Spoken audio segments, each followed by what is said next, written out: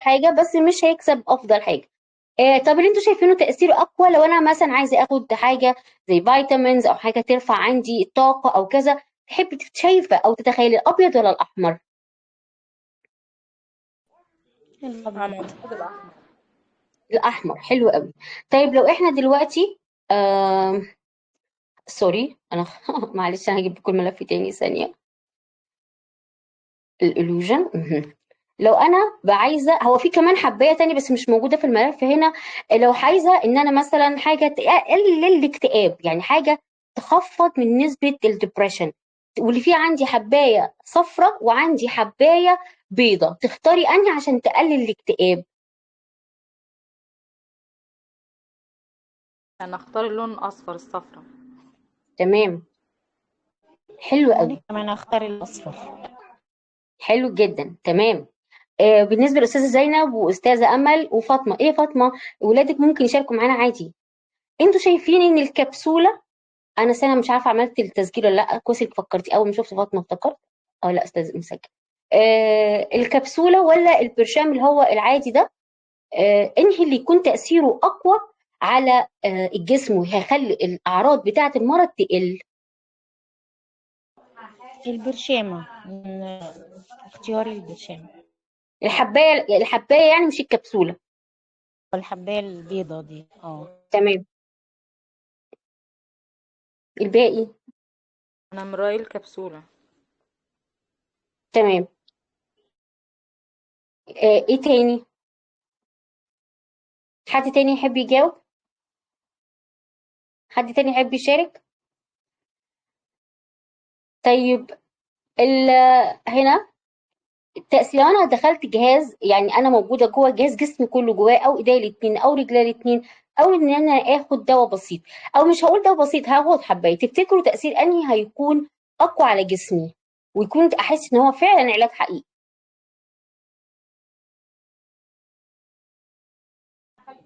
الدواء. أنا شايفة الجهاز مش علاج. طيب تمام، ومين تاني؟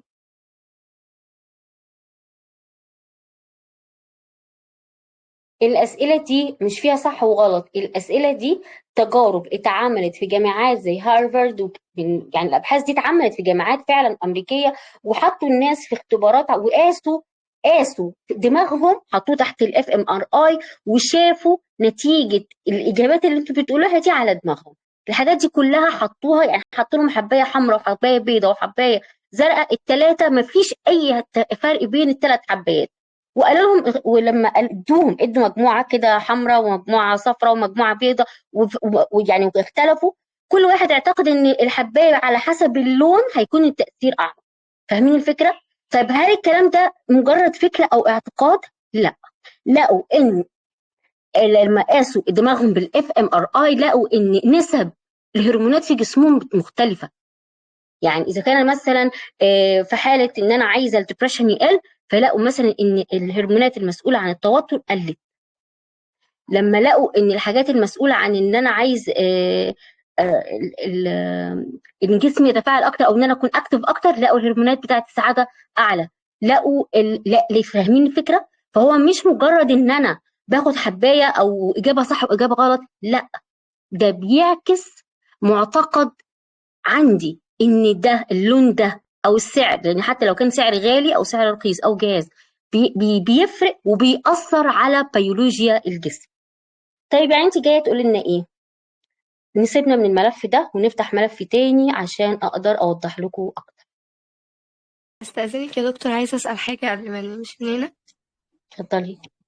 لو أنا مش معاكي، عارفة أختار اتفضلي. حاجة فيهم، يعني اه لو أنا يعني مش حاسة، يعني أنا في كل الأسئلة أنا مش حاسة إن أنا عايزة أختار حاجة، لأني بحتاج قبل ما أختار بجمع معلومات عن الحاجات كتير، فمن إن أنا أختار باللون أو إن أنا أشوف ده أو ده مش حاسة، ولا في طيب في دماغي هشرحها لك. فكرة إن ممكن أختار. هل ده بيبقى فيه يعني كده بيفكر إزاي؟ هفهمك. اولا الف سلام عليكي، الف سلام عليكي. الفكره ان انا حطوهم في التجربه كانت ازاي يا كوتش فاطمه؟ ادوا عملوا العينه مثلا 100 واحد او 90 واحد وقسموهم ل 30 30 30، وادوا لكل واحد فيهم اللي هو فكره البلاسيبو بقى، ادوهم ادوهم الحبايه الزرقاء وادوهم الحبايه البيضاء وادوهم الحبايه الحمراء في محل في المعمل، وقالوا لهم ان الحبايه دي هتؤدي الى كذا. انا مش بديكي تختاري عشوائي، هم حطوهم في التجربه وقالوا لهم ان الحبايه دي هتعمل هتقلل الاكتئاب. الثلاث حبايات بالثلاث الوان على فكره، ماشي. لكن لقوا ان الحبايه الزرقاء خلت المجموعه اللي خدت الحبايه الزرقاء نامت اسرع، ولما قاسوا جسمهم لقوا ان فاهماني؟ يعني هم ادوهم الثلاث حبايات، يعني الثلاثه بيخلوا النوم اسرع. ادوهم في مجموعه ثانيه ادوهم الثلاثه على انه هيخلي الدبريشن اقل. ادوهم الثلاثه على اساس انهم اتفضلي. فهمت حضرتك، جزاك الله خيرا، فهمت حضرتك. جزانا ايه؟ طب انتوا شايفين الفرق ايه؟ في الفرق انا مش عشان حاجه انا اتقال لي في الثلاثه لا ده تاثير هم الثلاثه تاثيرهم طبعا هم مش حطوا الثلاثه في الثلاث هم ادوا الثلاث مجموعات وقالوا لهم ان الحبايه الزرقاء دي هتخليك تنام، وادوا مجموعه ثانيه حبايه حمراء هتخليك تنام، وادوا مجموعه ثالثه حبايه صفراء هتخليك تنام. لقوا ان اللي خد الحبايه الزرقاء وما يعرفش هي الثلاثه زي بعض والثلاثه ما لهمش اي حاجه خالص، ما فيش اي فرق بين الثلاث حبايات، بس قالوا لهم انها هتخليك تنام. مين اللي كان تاثيره اعلى واقوى؟ اللي الالوان اللي انتوا اخترتوها. طب ده بيدلل على ايه؟ بيدلل على ان المعتقد الجسم بيتاثر بيه بيولوجيا وفق الفكره اللي انا شايفه انها صح. طيب ايه علاقه ده باللي احنا عايزين نقوله؟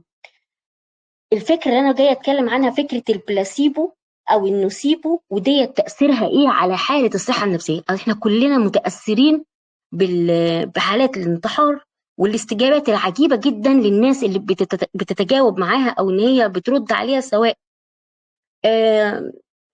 انا مش عايزه اقول انها ترند، بس الناس متاثره بيها او متضايقه جدا عشانها او ان هي حاسه انها نفسها مكانها. هنحلل الوضع ده من خلال الظاهره العلميه دي.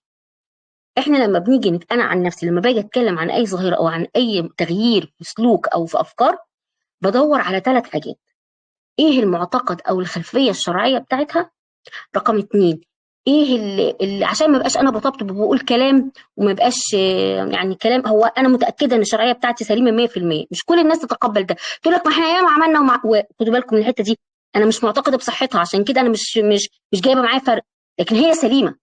فلما تثبت لها بالعلم او تثبت لها بالنظريه او تثبت لها بالتجربه العلميه فهتلاقيها اقتنعت.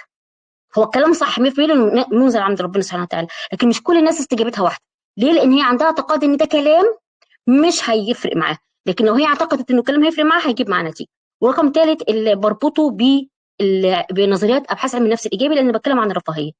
فلما بنتكلم عن اي ظاهره او اي تغيير للسلوك او حاجه مرتبطه بحياتنا من الاحداث اليوميه اللي احنا عايزين نتكلم عنها، فاحنا بندور على ال3 حاجات دول.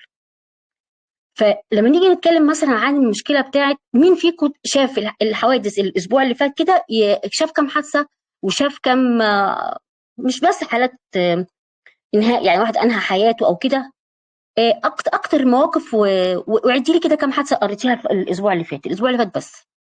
ممكن تجاوبوني؟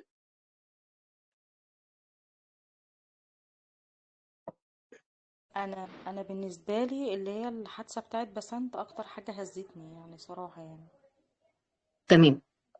وكان قبلها بحوالي شهر كانت البنت المصريه المهندسه اللي خلت عيالها ال5 يموتوا بعض يعني، وهي شاركت في الحادثه دي برضه وهي ايوه ماتت كمان.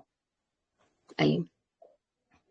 انا طبعا مش جايه عشان اقلب عليكم مواجع، انا بعتذر، انا بس يعني مش قصدي ان انا اقلب عليكم مواجع او اضغط عليكم. احنا عايزين نفسر ايه اللي بيحصل جوه جسمنا وازاي احنا رد فعلنا جسمنا بيستجيب مع الاخبار دي ازاي. يعني مش عاوزه اقول الاسوء على قد ما هقول والاهم، انا لما بسمع الحاجات دي وببقى تحت يعني متسلط عليا الاخبار دي من كل حد من وصوب، كل ما افتح السوشيال ميديا الاقي خبر والاقي تعليق والاقي ناس بتقول والاقي ناس بتوصف بالتفصيل ويمسكوا بقالهم اسبوع بيتكلموا في تفاصيل، ده تاثيره ايه على مخي؟ ويخلي التوجه بتاع المجتمع ماشي الناحيه نهين. يعني المجتمع ككل هتلاقي بكره وبعده الناس كلها بتاخد نفس المسلك ده. ليه؟ ده اللي هنشوفه هنفهم. اول ما بشوف حادثه زي ديت، واذا كنت انا بني ادمين طبيعيين، كل الناس اللي في الدنيا عندهم حاجه اسمها الخلايا العصبيه المرئيه. الخلايا العصبيه المرئيه دي اسمها اللي هي الميرور نيورونز، موجوده في الدماغ، بتنقل لي الصوره اللي انا بشوفها. فلو شايفه واحد غاضب بغضب، لو شايفه واحد سعيد بسعد، فالناس اللي تقول لك انا حاسه كأن انا اللي جسمي وجعني، خبطتها على الارض ولما ارتطمت بالارض وصرخها كأنها هي. ليه؟ لان هي عكست. ده نيوروبيولوجي، ده يعني ده علم اعصاب اللي بيشرح الكلام ده، مش اميره. فكأن انا ده اتطبع عندي في ذاكرتي انا. تمام. على المدى البعيد لما انا افضل طول الوقت اتم تغذيه او اتبرمج، دي اسمها برمجه، دي اسمها برمجه. ليه؟ لان انا كل ما المشكله مش في الحادثه بس، في التفاصيل بقى والحيثيات بتاعتها، واللي وتعرض لازمه ماديه اتخنق شنق نفسه، واللي تعرض لضغوط شنق نفسه، واللي محدش سأل عليه من اهله موت نفسه، واللي عمل كذا وكذا، واللي عايز يصرخ في المجتمع كله ومعترض على كل اللي بيحصل حواليه عمل في نفسه. النتيجه ورد الفعل الطبيعي ان انا بتبرمج اني لما انحط في ضغط غير طبيعي، ان اجلا او عاجلا هلاقيني بمشي في الطريق ده وبلا وعي. انا مش ببقى واعيه، انا ببقى بلا وعي. ما هو ده الطريق الاسهل، مش الاسهل عشان سهل الواحد موتته، ما هو ده الطريق اللي انا مش شايفه غيره. وبطريقه البلاسيبو ابتدي اقتنع ان مفيش غيره. هل فعلا ممكن الفكره الخاطئه اللي انا معتقده فيها واللي انا مؤمنه بيها تماما تاثر عليا بالطريقه دي؟ ده الابحاث بتقول كده. الابحاث بتقول لنا في الملف ده، هشرح لكم شويه بلاسيبو وشويه احط على الواقع وشويه اقول لكم الشرع قال ايه، بس عشان مش تتوهوا معايا. اول ما تلاقوا نفسكم في حاجه وقفت قدامكم نقف وارجعكم تاني ونلم الموضوع تاني. خلاص اتفقنا معايا لحد كده؟ تمام مع حضرتك، تمام. طيب الواقع اللي احنا عايشين فيه توقعاتنا عنه، توقعاتي ان زوجي يعمل كذا عشان بيحبني، توقعاتي ان بنتي تعمل كذا عشان توقعاتي دي هي اللي بتشكل حياتي، هي اللي بتشكل وبتخلي جسمي يستجيب. طب انا متوقعه لما اخد الحبايه دي انها هخف. انا متوقعه بغض النظر الحبايه دي حقيقي ولا مش حقيقي، وجدوا انها بتخلي الناس جسمها بيولوجيا بيتاثر. هنشوف كده. العقل مثلا ما هواش مجرد انعكاس سلبي للعالم اللي حوالينا. ده معناه ايه؟ معناه انه بيلقط وبيجمع المعلومات من البيئه المحيطه، وبيبتدي الجسم يستجيب للمعلومات دي على انها حقائق. المخ ما يعرفش الفرق ما بين الحقيقه والخيال، دي قوانين العقل. المخ ما يعرفش ما بين الماضي والحاضر، ما يعرفش يفرق ما بين اللي شافه في التلفزيون او على السوشيال ميديا وما بين الخطر الحقيقي اللي هو بيتهدد له او اللي هو بيتعرض له. احنا شفنا قبل كده مثلا في ساعة ثورة، ساعة غزة، ساعة اي حرب، احنا ليه حاسين بالرعب مع اننا مش موجودين جوه الحدث نفسه؟ لان احنا العقل ما بيميزش ما بين اللي هو دوت، لا ده في السوشيال ميديا بعيد عني بيني وبينه كيلوات المترات، او ان هو فعلا حقيقي انا بتعرض له. فالتغيرات دي بتحصل الجسم، العقل بيتعامل معاها لانها فاكت، حقائق، ويبتدي بقى يقول لك طب خد بقى رد فعل عشان تحمي نفسك، عشان انت دلوقتي بتتعرض لخطر. او هنشوف بقى يعني دوت اللي هو رد الفعل الطبيعي الاوتوماتيك اللي هو الليمبيك سيستم، ده لما بيتعامل مع الاحداث. او هنشوف البلاسيبو بقى ازاي المخ بيتعامل معاه. يعني ايه بلاسيبو اصلا؟ هي مش مساله، ده لما جم يتكلموا عن تاريخ الطب قالوا كانه هو تاريخ البلاسيبو. يعني ايه؟ يعني كانوا بيقنعوا الناس بان هم لو خدوا الحبايه دي الامهم هتخف، الالم بتاع الصداع هيخف، الم البيريد هيخف، الم الظهر هيخف.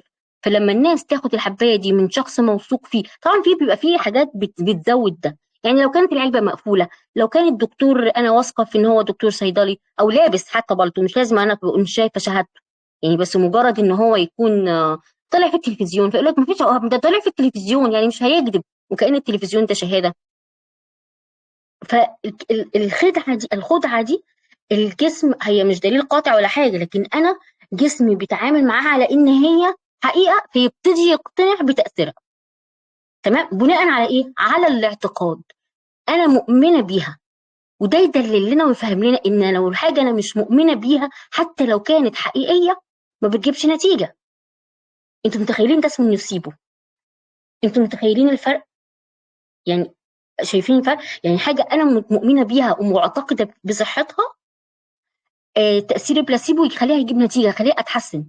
لو حاجه حتى لو كانت هي علاج حقيقي وانا مش مقتنعه بيها ما تجيبش نتيجه. انتوا متخيلين يعني قد ايه المخ بيتعامل مع الحاجات ديت، وازاي بيأثر على جسمنا واحنا مش واخدين بالنا. عملوا تجارب، التجارب دي يعني هتلفت انتباهكم وتقولوا لي انتوا ايه رايكم. انتوا دلوقتي الاول شايفين بتمارسوا قد ايه رياضه في اليوم؟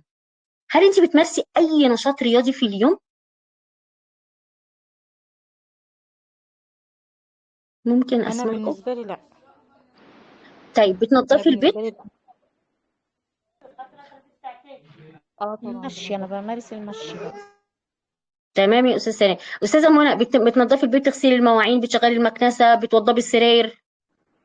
اه طبعا اه. تمام. بس استاذه زينب بس صراحه واستاذه. بعمل. بس صراحه انا بالنسبه لي انا بعمل سريري انا بس، مش بعمل للاولاد لان هم كبروا شويه. ممكن هم يسيبوه بس انا ما بعملوش صراحه، بخليهم يعتمدوا على نفسهم شويه يعني. طيب هو السؤال مش الهدف منه ان احنا نشوف نقيس انت بتشتغلي في البيت كم من 10، لا هو الفكره ان احنا معتقدين ان النشاط بتاع البيت ده ان هو مش ممارسه رياضيه، في حين ان مثلا تشغيل المكنسه بيدينا مثلا 100 سعر حراري كالوري، بيحرق 100 سعر حراري. تنظيف السراير وكذا وكذا بيديني 110. غسيل المواعين بيحرق كام كالوري. فاحنا معتقدين ان احنا ما بنحرقش، لكن احنا في الطبيعي ان احنا بنحرق كالوريز. طيب عملوا ايه؟ جابوا بعض العاملات اللي بيشتغلوا في الفنادق وبيشتغلوا في مش فندق، بيشتغلوا يعني لما تخيلي مثلا لما يكون فندق مثلا على مستوى كبير ويشوفوهم ويقول لهم انتوا بتشتغلوا قد ايه، احنا ما بنمارسش رياضه خالص. حطوا الستات ديت او العاملات دي، حطوهم وقالوا لهم ايه؟ في عملوا مجموعتين، مجموعه ما قالوا لهاش ان انت التمارين الرياضيه اللي انت بتعمليه ده يكاد يكون تمارين رياضيه وهيخسسك وهيأثر على يعني هيأثر على الدهون وهيأثر على الكوليسترول وهيأثر على، ما قالوا لهمش. والناس التانيين قالوا لهم لا، النشاط ده بيساوي كام كالوري، وانت كأنك بتمارسي رياضه بقد مثلا ساعه في الجيم. قالوا للمجموعه دي تفاصيل الكلام ده، ومجموعه تانية ما قالوا لهاش الحقيقه دي. بعد بقى اسبوعين ثلاثه جم يقيسوا اوزانهم، وجم يقيسوا بقى يعني صحتهم، ويشوف كده درجه النبض بتاعهم، الكوليسترول مش عارف ايه، والوزن. لقوا ان الناس اللي عرفت وزنها طبعا الانتاجيه بتاعتها زادت، الحاله النفسيه بتاعتها بقت افضل، النشاط بتاعها بقى اعلى، وزنها بدأ يقل. الناس التانية لا. طب ما هم الاثنين بيمارسوا نفس النشاط، هم الاثنين بيصلوا، هم الاثنين بيقروا قرآن، هم الاثنين بيغسلوا مواعين. انتوا لمحتوا انا عايزه اوصل لايه؟ يعني هل انا قدرت اقرب لكم الفكره؟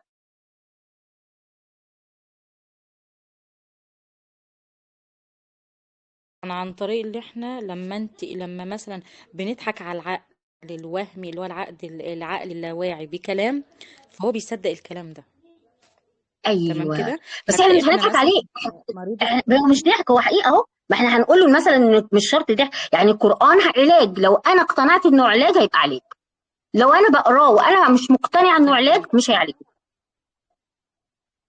تمام تمام. اتفضل بقى كميله، انا سامعاكي، اتفضلي. حتى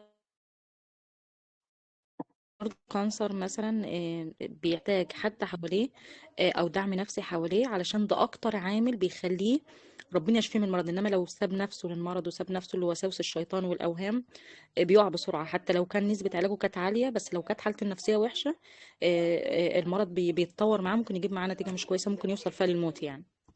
ده حقيقي، ده حقيقي. هنشوف التجربه بالظبط زي ما حضرتك قلتي بالظبط. بس هقول لك شويه عن الكانسر بالذات. عملوا معاهم تجربه وادوهم ادويه مش تقلل حجم الورم لكن تخفف الاعراض.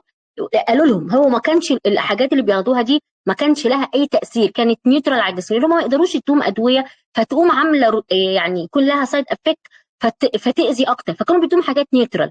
وقالوا لهم انها تقلل بس التاثير الكيميائي والاشعاع وكذا وكذا. وجدوا ان هم الاعراض اللي بيشتكوا منها قلت. تمام. دي تجارب، الكلام ده تجارب معموله فعلا. طيب فاحنا شفنا العاملات اللي بيشتغلوا دول لقوا ان هم النتيجه البيولوجيه، انا مش عارفه الصوره اكبرها لكم اكتر عشان تشوفوا. وجدوا ان النتيجه البيولوجيه من غير ما يغيروا يعني اي حاجه في روتين الشغل بتاعهم. لا لقوا ان بقى ضغط التوتر قل، ولقوا ان الوزن بدا يقل، وبدا الجسم كل حاجه اتغيرت. طيب في تجربه تانية بقى، دي انتيكه قوي بصراحه. تخيلي مثلا ان انا جبت لك طبق مثلا محشي، وقلت لك ده معمول بطريقه صحيه وما فيهوش كالوريز كتير وما فيهوش ومكرونه بشاميل وما فيهاش سمنه وكذا وكذا، واديت لواحده تانية طبق نفس القطعه وقلت لها بصي بقى ده انا مغرقاه سمنه وحاطه عليه جبنه رومي ومبشوره وعامله وحاطه عليه بقى ومغرقاه، وانا اميره وانا عامله الاثنين زي بعض، بس انا قلت لدي كذا وقلت لدي كذا. النتيجه لقوا ايه؟ لقوا ان هرمون الجوع عند الناس اللي قالوا لها انت كلتي اكل صحي، هم طبعا عملوها على الميلك شيك مش عملوها على المكرونه البشاميل، عملوها على الميلك شيك، قالوا لهم ده انتوا هنديكم ده صحي وده 120 كالوري بس، لقوا ان هرمون الجوع عندهم زياده. الناس التانيين قالوا لهم ده كوبايه الميلك شيك 620 كالوري ده غني جدا ومليان حاجات بقى دسمه، لقوا ان هرمون الشبع عندهم قلل التورت. متخيلين؟ اللي هو هرمون الجرلين ده، جرلين. طيب لقوا هنا ان مشروب الدايت، لا ان هرمون الجوع عالي، لان انا ما اكلتش، ده انا واخده دايت، ده انا واخده حاجه دايت يعني. احنا بقى بنضحك على نفسنا بحبه، يعني ناكل كويس جدا وبعدين ناخد حبايه الدايت بتاعت السكر مثلا يعني. شوفي احنا المخ بيلعب بينا ازاي، بس تاثير ده على الجسم ما فيهوش ضحك بقى. يعني ايا كانت الرساله اللي احنا بنقولها لنفسنا وبنقنع نفسنا بيها، لكن الجسم بيتعامل مع الحاجات دي على انها حقيقه. في تجربه ثالثه بقى برضو انتيكه قوي صراحه. انا بستغرب بقول احنا للدرجه دي ادمغتنا سبحان الله، على قد ما هي عبقريه جدا على قد ما كلمه توديها وكلمه تجيبها. عملوا اختبار برضو جيني، وقالوا لبعض الناس كده انتوا اصلا ما عندكوش الاستعداد الجيني ان انتوا تمارسوا رياضه. يعني هم قالوا لهم كده انتوا كفاءتكم يعني ما هياش مناسبه لممارسه الرياضه. شوف احنا بنقول لاولادنا كم مره في اليوم انت اصلا امكانياتك كده، انت اصلا ما بتفهمش، انا اصلا مش شاطره في الماثيماتيك اصلا، انا اصلا كذا كذا. وجدوا ان طبعا الناس اللي قالوا لها كده المجموعه الثانيه وجدوا ان الناس اصلا خلاص ما عندهمش الجين اللي يسمح لهم، ما عندهمش الكفاءه الجينيه لده، فقدوا القدره اصلا على يعني ايه تبادل الاكسجين وثاني اكسيد الكربون بكفاءه. الاكسجين لما انا باجي اتنفسه وادخله الجسم، وثاني اكسيد الكربون اللي انا بطلعه، فده بيخلي العضلات يبقى عندي قوه اكتر على التحمل، واقدر اصبر اكتر فما انهكش وانا بلعب. حتى واحنا بنتمرن يقول لك خدي نفس وتنفسي كويس وطلعي النفس من بقك عشان خاطر ايه وبالراحه، وعشان تتاكدي ان الاكسجين يدخل للجسم فتقدري تكملي. فهم لما اتقال لهم كده خلاص بقى يعني وقفوا. ايه بقى علاقه ده باللي احنا بنقوله؟ الاحتكاك اليومي بالاخبار السيئه واللي بيتقال بقى مفيش فايده، الدنيا ضنك، الفلوس الدنيا انت عارفين التوجه، البلاوي والمصايب والاعتداءات الاعتداء على الفلوس والاعتداء على الاولاد، الاب اللي عمل في ولاده والعم اللي عمل في بنات اخوه واللي كذا وكذا، تحسي على طول بايه؟ ايه الاحساس والمشاعر تبقى مسيطره عليكي في الاحوال دي؟ ان المجتمع بقى كله كده، بقى كل تفكيره كده، كل توجهه كده. نتيجه لكده لما انا بشوف المجتمع كله التوجه بالطريقه دي، مع ان دي حالات، بصوا بقى احنا اللي بنسيبه هنا ايه، او الفكره الخاطئه هنا ايه، جايب لك حاله احنا 100 مليون، جايب 10 حالات. النتيجه الحتميه طب تعالوا نجرب ونشوف كده. لما قعدوا من سنه ولا اتنين كده كانوا جايبين على فيلم في مسلسل اسمه لام شمسيه، وكانوا قاعدين يتكلموا ويقولوا احنا بنسلط الضوء على احداث بتحصل في الخفاء واحنا عايزين نطلعها للسطح ونشرع عليها القوانين وكذا وكذا وكذا. النتيجه ان اصبح ناس كتير جدا تطلع تشتكي وتقول لك ده حصل وحصل، وفتح نفس ناس كتير جدا انها ترتكب فواحش، وكأن انت بتديني الاذن ان انا ما الناس كلها بتعمل ما انا كمان. يبقى الانتحار هيشجع على الانتحار مش هيقلل منه، بالعكس احنا هنحط قوانين تمنع الناس تنتحر، مفيش قوانين بتمنع حد. في امريكا قعدوا 13 سنه عاملين قانون علشان يمنع الناس من شرب الخمر.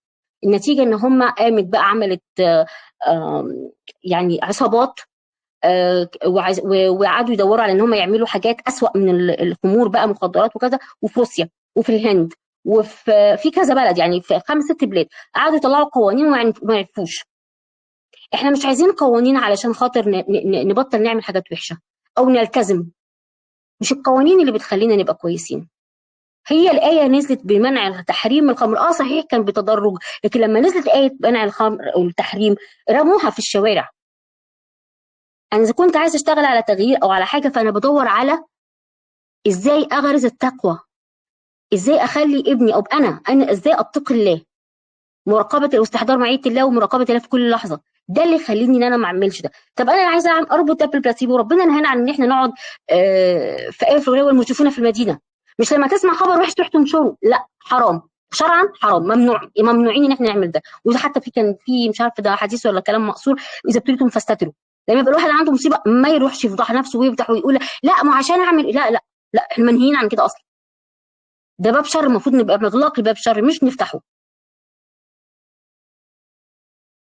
فاهمين قصدي؟ نورت معاكم حاجه الكلام اللي انا قلته دلوقتي؟ يعني لمس معاكم حاجه؟ عايزين تشاركوني بحاجه؟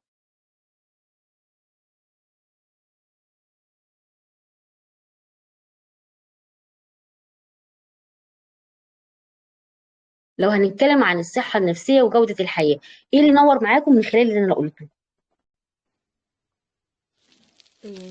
انا ممكن اضيف، انا في حاجه جت معايا برضو، نورت معايا، ان طول ما الانسان بعيد عن ربنا طول ما هتلاقيه الافكار الشيطانيه هتلعب في دماغه والاوهام هتلعب في دماغه.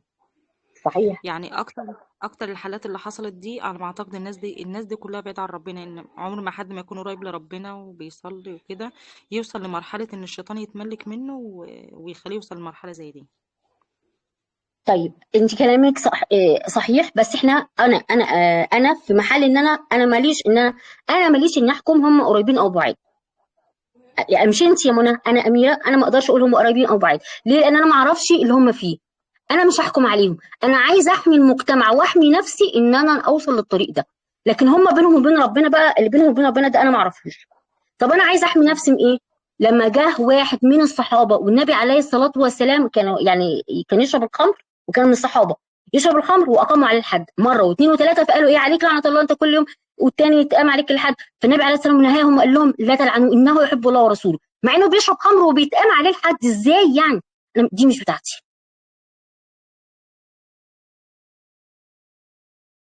فاهمين قصدي ايه؟ عارفين اجمل حاجه في ديننا ايه؟ احنا ما حدش فينا بيحكم نفسه حكم او سلطه، او احنا كل واحد ينشغل بنفسه. ده حقيقي. ابتدي انا نفسي ازاي؟ ازرع التقوى في قلب ولادي ازاي؟ طب انشر؟ لا، انا ما ساهمش. عارفين لو كانت فتنه مفترض ان اللي قاعد فيها افضل من القائم، ويعني تبعد عنها وتقفل الباب مش تقفل على نفسك وتبكي على خطيئتك، لان احنا مطالبين بالتعمير في كل الاحوال. بس انت هتعمل ايه في الموقف ده؟ انا ما شاركش فيها. يعني انا لو طلع قدامي بوست زي ده وعملت نوت انترستد وعملت كمان في ريبورت، يبقى ده افضل نتيجه عشان ما يوصلش لغيري، ولا ده يبقى مسار حديث.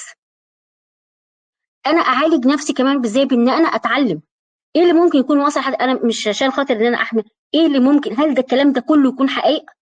هل كل الكلام اللي احنا بنشوفه على السوشيال ميديا ده حقيقه؟ وده بقى اللي انا عايزه اربطه بالبلاسيبو. هل كل اللي احنا بنشوفه على السوشيال ميديا حقيقه؟ يا جماعه دلوقتي بصراحه انا بقيت بشوف ان اي واحد يطلع، اي واحد في الشارع يطلع يمسك موبايل ويتكلم يقول لك انا شايف ان الجزء، يعني مش عارفه كان الميديا باير بيقول ايه، واحده ماسكه الموبايل بتقول ايه، لو عشان تضمني ان جوزك يعمل كذا ده اعملي 1 2 3 4، وهي قاعده بتغسل مواعين او قاعده بتقشر كوسه او كذا وكذا وكذا. تاني يوم تقول ايه، لو انت عايز مراتك تعمل كذا او تسمع كلامك اعمل 1 2 3. فقلت له لا، ما هو ده حرف، ما فيش حد بيدي قواعد عامه. ده ما بيفهمش. ما فيش حاجه اسمها قاعده عامه. اذا كان القران والاحاديث نازله باستثناءات، فانا بناء على ايه انا احط قاعده عامه واقول اللي عايزه تمشي جوزها على العجين ما يلخبطوش تعمل 1 2 3، واللي عايز مراته تطيع ويعمل 1 2 3؟ اجيبها منين دي؟ ازاي يعني؟ فالكلام اللي بيطلع على السوشيال ميديا انا لازم وانا ببقى بستقبله انا ابقى يعني حذره، وابقى عارفه وعندي يقين ان انا يبقى عندي حاجه اسمها مهارات التفكير الناقد. احلل اللي انا بسمعه ده مدى صحته ايه؟ ايه الادله بتاعته؟ ايه الدليل على ان الكلام اللي بسمعه ده حقيقي؟ طيب حاجات زي ديت في حالات الجرائم او كذا. ايه مغزى او المعنى او الدرس اللي انا هستفيده من الجريمه؟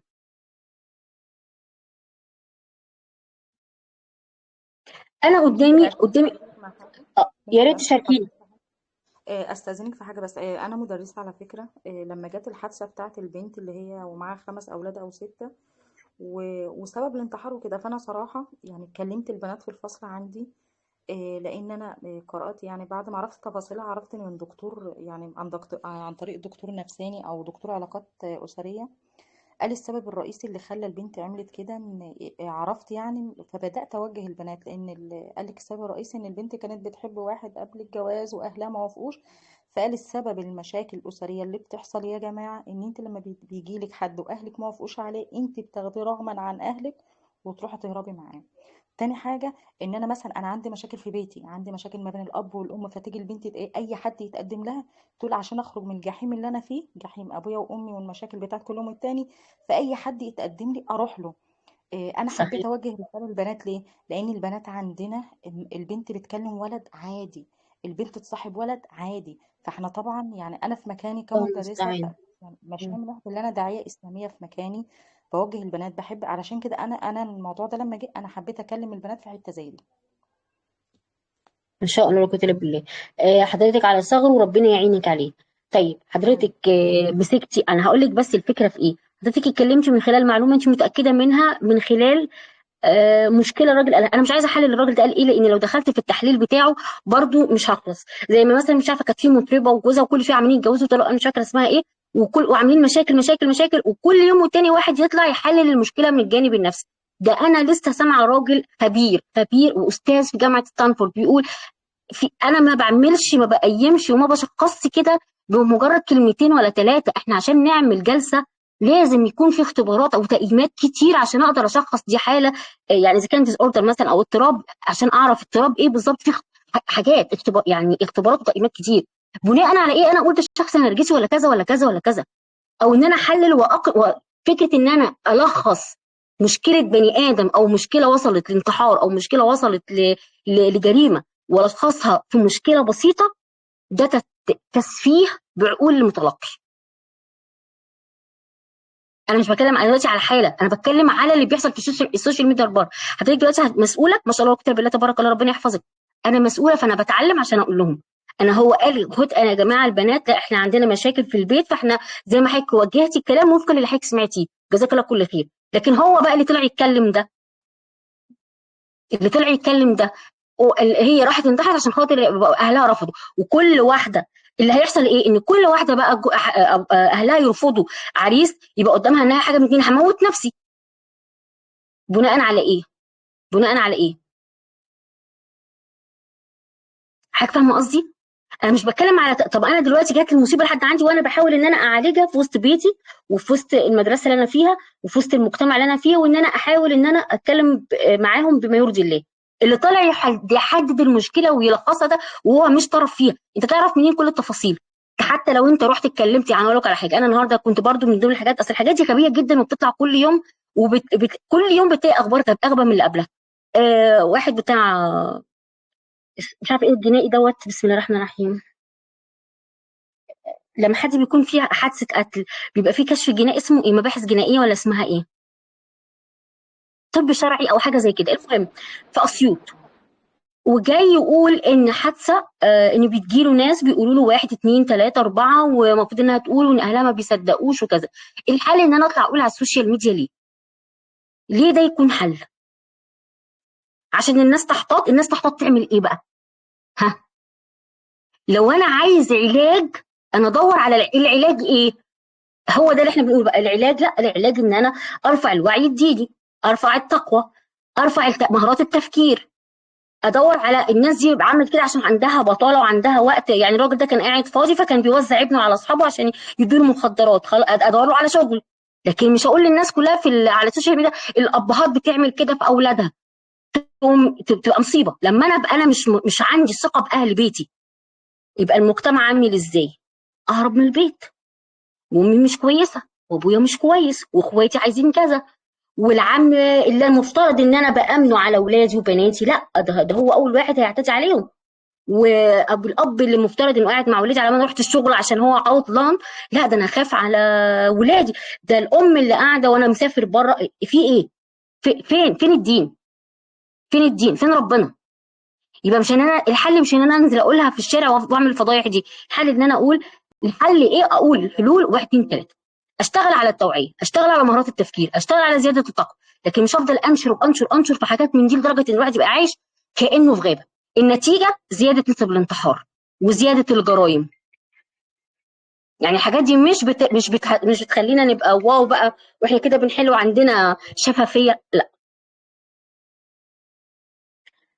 اتمنى ان انا اكون وصلت لكم الفكره، بس عايزاكم تكونوا فهمتوني صح. مش طبعا انا يعني كلامي مش موجه ان احنا اتهام ليا او لحد فينا ان احنا غلطانين في كذا، لا انا بقول احنا في ايدينا ايه نعمله.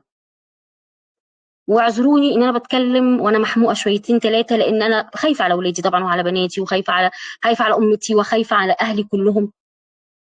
يا ريت لو حبيت تشاركوني. استاذه منى، مشاركتك بجد بتفرق معايا. اتفضلي. ممكن حد تاني يشارك لو في حد نفسه يشارك يعني. لا انا عايزه اسمعك يا منى. انت حسيتي من كلامي ان انا بواجه الكلام بطريقه غير لائقه؟ لا طبعا، بس هقول لك على حاجه. هو الدكتور ده لما اتكلم يعني قال بعدها ده مش معناه يا جماعه ان انا بحلل فعل الانتحار. يعني انا ما شاء الله. الانتحار يعني هو بعد ما قرأ، على فكره انا نسيت اكمل لحضرتك الكلام. يعني قال لي يا جماعه ده مش معناه ان اللي بيرتكب جريمه نقول ده كان متعرض لضغط نفسي وكان متعرض لكذا ومتعرض لكذا، لا. الفعل نفسه حرام. فانا حبيت لما هو بس يعني قال على الحته دي اوجه البنات في حته زي دي، لان انت عارفه حضرتك المجتمع اللي احنا فيه البنت تقول لك عادي لما اكلم ولد، عادي لما احب ولد قبل الجواز، عادي كذا. فانا عشان كده انا دخلت لهم من حته زي دي. ما شاء الله. ربنا ينفع بيكي. امين يا رب، امين انا ما ربنا يبارك. كنتش متخيله آه البنات اللي بيشتغلوا الفتره دي. مش معنى كده ان الشغل وحش ولا حلو ولا حاجه، لا. البنات الصغيرين خريجه جامعه او يعني لسه ما اعرفش، مش كل البنات، بس انا شفت نماذج كتير جدا في ثانوي وفي مع ابني وانا طالعه مع الرحله. شفت البنات اللي موجودين في الباص معاه. البنات ربنا يحفظهم ويحميهم ويهديهم ويصلح حالهم يا رب. بناتهم وبناتي وبنات المسلمين اجمعين. عادي ان هم يشربوا فاب، وعادي ان هم يرقصوا في وسط الفصل، في وسط زمايلهم وفي وسط المدرس بتاعهم. فكره الحياء فين؟ ده النبي عليه الصلاه والسلام بيقول إن اذا لم تستحي ان لم تستحي فاصنع ما شئت. انا بربي ولادي على المبادئ والقيم، واقعد اقولها لهم انتوا شايفين ايه ولا بعملها.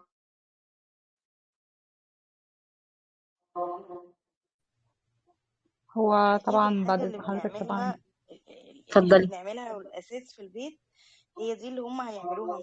يعني هيعملوها بعد كده، احنا قدوه المفروض ليهم. كذلك الحاجات اللي هم بيشوفوها، الحاجه اللي هم بيشوفوها هي دي زي ما حضرتك بتقولي بتثبت في عقولهم. فبالتالي لو حاجه شافوها غلط تثبت في عقلهم فهينفذوها. وللاسف هي بقت فتنه شديده علينا كلنا، ان بقى فعلا زي ما حضرتك بتقولي كده في شباب، يعني مش شباب كمان، ده اطفال. ممكن الاقي حد في اعدادي او كده بيشرب فيب، بيشرب مش عارفه سجاير، بيعملوا حاجات افظع من كده كمان. فيعني ايوه الواحد بيحاول على قد ما يقدر ان هو ما يخليش الولاد تختلط. هما كده كده موجودين في المجتمع وهيشوفوا الحاجات دي، بس احنا في البيت بقى اللي علينا ان الحاجات دي في حاجه اسمها ربنا رقيبي. ماما مش موجوده، بابا مش موجود، لكن ربنا سبحانه وتعالى هو اللي بيراني وانا دلوقتي وسامعني وشايفني في كل صحيح. مكان ما انا شاء فيه. الله. فهو ما شاء لو الله انا كتير. ربيت ابني على ان ربنا سبحانه وتعالى هو رقيبي، فانا ان شاء الله كده مستودعه ربنا انه في اي مكان حتى لو عمل غلط هو لا عنده اساس هيرجع له ان انا لا، اللي انا عملته ده غلط. في ضمير صاحي جوه كده، لا ان ربنا شافني وانا اذنبت ذنب فهرجع عنه. يعني صحيح. انا والدي رباني على كده، ان هو يعني مثلا انا جيت في فتره كده اللي هو احنا كنا بنقول ايه فيها، صليت يا بابا واحنا ما بنصليش، اللي هو ايه، نستخبى في اي اوضه ونقول احنا صلينا. ايوه ايوه. فكنا الفتره دي كان يعني والدي كان متقبل جدا وعنده مرونه، اللي هو خلاص انت ربنا رقيبك، انا مصدقك لانك انت اكيد مش تكذبي في الصلاه. مع الوقت ايوه. لا، ما انا شاء بقيت الله لا قوه الا استحي ان بالله. انا اصلا اقول انا صليت وانا ما صليتش. ما شاء الله لا قوه الا فهي بالله. دي صحيح. بتيجي بنزرع الحاجه في البيت. ما شاء الله لا قوه الا بالله. تاني صحيح. نقطة كنت عايزة أقولها لحضرتك، نقطة حتة إن حضرتك زي ما قلتي فعلا في الإنترنت دلوقتي بقى في استسهال إن أي حد يفتح الموبايل في اي وقت يقول اللي هو عايزه، سواء بقى متخصص او مش متخصص، هو كله بيقول يدلي بدلو بدون بقى علم او بدون حتى ما يرجع للدين او كده. فالنقطه بتاعت الانتحار اللي حضرتك بتتكلمي فيها دي، ان الناس من كتر ما بقت تعمل سبوت عليها، يعني عارفه مكبر كده عدسه، واسقاط الضوء على الحاجه بيخلي الموضوع يزيد مش يقل. ده فانا صحيح. متفقه تماما مع حضرتك ان لا، احنا بدل ما نعمل سبوت على حته الانتحار ودي انتحرت ليه وسبب ونعيش في دور الضحايا كلنا، لا، ان احنا نعمل سبوت على ان احنا نوعي الناس فعلا ان الحاجه دي مش في الشرع عندنا، وازاي نقدر يعني نقللها مش نزود منها. صحيح. صحيح. واخد منكم اقتراحات ازاي نقللها. شكرا يا استاذه ندى، تمام بجد مشاركتك تمام. فارقه ما شاء الله. العفو العفو، ربنا يبارك. حد تاني يحب يشارك معايا؟ مشاركاتكم يا جماعه بتنور. هو انا مش جايه اقول لكم عشان انا عندي علم اكتر منكم، لا، انا جايه اتشارك معاكم المعلومات. قد تصححوا لي معلومه وقد نتشارك معلومات انا اكون انا مش واخده بالي من حاجه انتوا تقولوها لي، فاحنا بنتبادل المعلومات ده لمصلحتنا احنا تكون مجموعه، مش مصلحه اميره بس ولا مصلحه المجموعه بس، فاهمين قصدي؟ لان ما فيش حد عنده العلم والخبره احنا مش انبياء، النبي عليه الصلاه والسلام بس هو اللي عنده العلم، وما ينطق عن الهوى، لكن كله فيما عدا ذلك يصيب ويخطئ. فانا مهم وانا بسمع ان انا فاطر الكلام، مش اميره قالت يبقى لا، مين قال ان اميره قالت كل حاجه صح؟ مين اللي قال؟ وانت بتسمعيني برضو فكري وركزي وقولي بينك وبين نفسك ايه الصح في اللي هي قالته، وانا اطبق ده ازاي في حياتي. يعني وانت بتسمعيني برضو اسالي نفسك ايه، طب هي بتستند لايه؟ الكلام اللي هي بتقوله ده في حديث ياكده ولا لا، ولا هي جايباه من دماغها؟ عشان نتعلم ان احنا مش اي حاجه من اي حد، يعني وكفى بالمرء كذبا ان يبلغ ويقول كل اللي بيسمعه. صحيح ولا مش صحيح؟ طيب لما كنا بنتكلم فكرة الانتحار، هي ده موضوع فكرة الاستجابة للسوشيال ميديا وتغيير معتقداتنا باللاواعي، ده موضوع في منتهى الخطورة يا جماعة، في منتهى الخطورة. ما تخرب الكمية. طب هقول لكم على حاجة عشان برضه تبقوا فاهمين، أنا مش بتكلم على الانتحار بس أو على أزمني بس، أنا بتكلم على فكرة الطلاق. نسبة الطلاق انتشرت قد إيه؟ نسب مهولة وخيالية عمرها ما حصلت قبل كده. إيه اللي بيحصل في البيوت النهاردة؟ مفيش ألف ب رحمة ولا سكن ولا مودة ولا أدب ولا أخلاق. طب ليه؟ ليه هو الولد ده ولد مؤدب ومحترم وطلع من بيت محترم، والبنت كذلك، ليه لما اتقابلوا مع بعض عملوا كده؟ مين اللي بيسمعوه؟ مين اللي بيتسمع؟ اعمل لها احسن هتسوي لك، وخد بقى واديها على وشها ولا على عينيها علشان، وهي هياكل حقك، هيرميكي في الشارع، تبقى هي داخله مستنفره وهو داخل، مع ان هي بنت مؤدبه جدا وبنت محترمه ومن عيله ومن ناس محترمين، وتبقى شهر واتنين وينفصلوا. ليه؟ ليه؟ ومش هو الخناقات ده قبل ما تحصل خناقات، هي مش طايقه منه كلمه وهو عارف ان هي، ما هي يعني انا مش هبقى راجل بقى لما انا مش همشي كلام معاك، يبقى مش راجل، ويفضلوا يسخنوه من ناحيه وهي تفضل يسخنوها من ناحيه، ويخربوا البيوت ويخربوا البيوت ويخربوا. ليه؟ ليه؟ فكره هرجع حته صغيره، حته ان انا لما باجي اربي اولادي على حاجه، احنا دلوقتي واحنا بنتعامل مع ظاهره زي ما حضرتك قلتي دلوقتي يا استاذه ندى، فكره الفتن كتيره بره البيت، كتيره جدا بره البيت، وممكن يكون لا قدر الله الاب مثلا اخطا في حاجه او الام اخطات في حاجه، الفتن موجوده حوالينا ملامسه لينا. احنا دلوقتي لو في طاعون او ساعه انفلونزا الطيور كنا بنعمل ايه؟ بنرفع المناعه بتاعتي، اللي هو الكلام والنماذج اللي حضرتك البرمجه اللي بتبرمجيها لاولادك. مش بنحفظ قران على قد زي ما حضرتك قلتي كده، بنوعي بان ربنا شايفنا. بحفظ القرآن واعمله، يعني الآية اللي بحفظها بطبقها، عملت كم من 10 منها. الحديث اللي بس بحفظه بطبقه بقدر الإمكان، يعني 1 من 10، بعد كده ابقى 2 من 10، لكن مش مجرد ان انا وعاء يعني احفظ وخلاص، مش مجرد وعاء ان انا بكب فيه معلومات وبس. مدى استفادتي من المعلومات دي عشان ما تبقاش حجه عليا، وابقى انا بيني وبين نفسي ما انا حافظ، ما انا عارف، ما انا بقعد في مجالس العلم وبرضه مخنوق وبرضه مكتئب وبرضه بتجيلي الفتن وبرضه ما بقدرش على نفسي. فلا، ما هو مش دي الغايه. الحفظ في حد ذاته مش الغايه، انت بتطبق منها قد ايه. فانا برفع المناعه، وبالاضافه طبعا زي ما كان كده ايام الانفلونزا بتاعت او كورونا، احنا بناخد ادويه عشان خاطر ترفع المناعه بتاعتنا، ونحاول ان احنا بقدر الامكان ندور على البيئه النظيفه. نقلل بقدر الامكان من الاحتكاك بالبيئات او الناس اللي انا مشغول فيهم. طب انا في المدرسه، طب انا في الشغل، التعامل اللي هو بتاع الهاتشجاج ده، اللي هو التقارب المدروس. التقارب المدروس ان انا اقرب بس بحدود. مع اي حد في الدنيا تقارب مدروس، ايا كانت الدايره بتاعته والعلاقات بتاعتنا اهل قد ايه. التقارب المدروس مش لازم الناس تعرف 100% من كل حياتي، ولا ينفتحوا على كل تفاصيل حياتي وتبقى داخله فاتحه الدرج اللي في الكومودينو ولا فاتحه الدولاب بتاعي وعارفه اللي في الثلاجه. مهما كانت درجه القرابه مش لازم توصل للدرجه دي، يكون في حدود. مش باوندرز يعني انا بوقف الناس عند الباب بس. التقارب مدروس ان انا ما اقربش قوي اتخنق ويبقوا عبء عليا، ولا ابعد لدرجه ان انا افقد صله الرحم وافقد العلاقات الجيده وافقد الموده والرحمه بيني وبين بعض. تمام. طيب بالنسبه بقى لنسب الطلاق زي ما واللي بيتقال في السوشيال ميديا، برمجه الناس على ايه؟ طبعا انا لما بتكلم على البرمجه فانا بقول احنا شفنا ده الكلام لما بيتقال ويتكرر، ما تكرر يعني ما تم تكراره مره واثنين، تم تقريره في دماغنا وبرمجنا برمجه لا واعيه. يعني فبقيت انت دلوقتي بتتكلمي عن النجاح تقولي لا، ما هو الست لازم تنزل تشتغل عشان خاطر تضمن حقها. انا شفت الكلام ده وسمعته من زميلاتي في فتره من الفترات، وكل واحده كانت بتقول كده، كانت بتنزل لا عشان انا لما يحصل كده، وكانها كانت بتتنبأ باللي يحصل لها. مش بنيه مثلا ان انا، مش بنيه كويسه انا عايز ازود دخل لان انا مثلا امكانياتي. ما هو انا لما انزل على حسب نيتي برضو غير لما اكون اي حاجه في الدنيا لو كانت النيه بتاعتها سليمه نتائجها بتكون سليمه. لو كانت النيه بتاعتها فيها طغيان بتكون النتيجه بتاعتها مش احسن حاجه. متفقين معايا في الحته دي ولا شايفين ان ده في تجاوز؟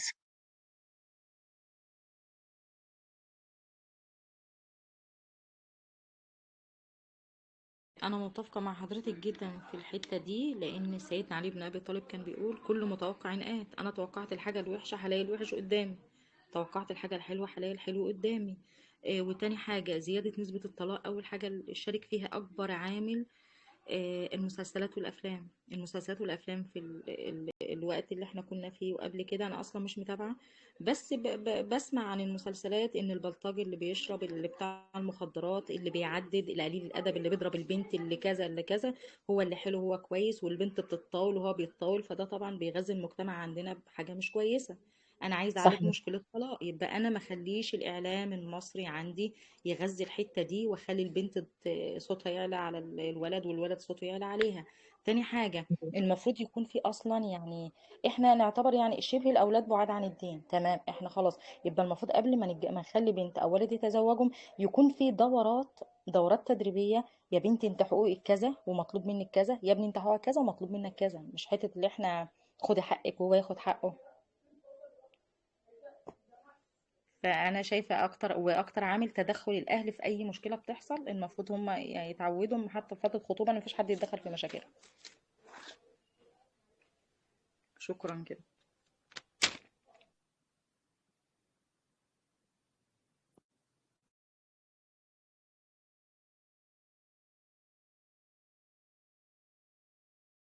انت فصل عندي اللي بعتذر. ممكن حضرتك تقولي تاني يا استاذه منى؟ اتفضلي. كنت بتكلم حضرتك بقول ان اهم عامل الاعلام المصري بتاعنا لما وتسليط الضوء على الطلاق وحالات الطلاق والتعدد، ان البلطجي اللي بيشرب بتاع المخدرات، اللي بيتزوج كتير، اللي بيطلق، اللي بيتبلطج على خلق الله، هو ده الحلو، هو ده البطل بتاع المسلسل. البنت بتشوف ان هي اللي بتتطاول على جوزها وتضرب وتعمل، هو اللي بيتطاول على مراته وبيضرب ويعمل. فده غزة عندنا المشكلة وخلى المشكلة تكبر.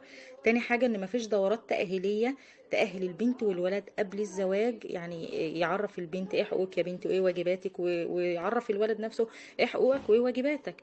صحيح. وتالت حاجة بقى، ان البنات الامهات احنا عن نفسنا بنكونوا مدلعين بناتنا شويه. يعني البنت نفسها يدخل المطبخ، لا انا مش عايزه ادخل المطبخ، انا عايزه اتن طول النهار امسك الموبايل، ده اهم حاجه عندي. ما تهتمش لا تنظف مكان، ولا ان هي مثلا تشيل مسؤوليه ان هي مثلا تتعود تعمل اكل او كده.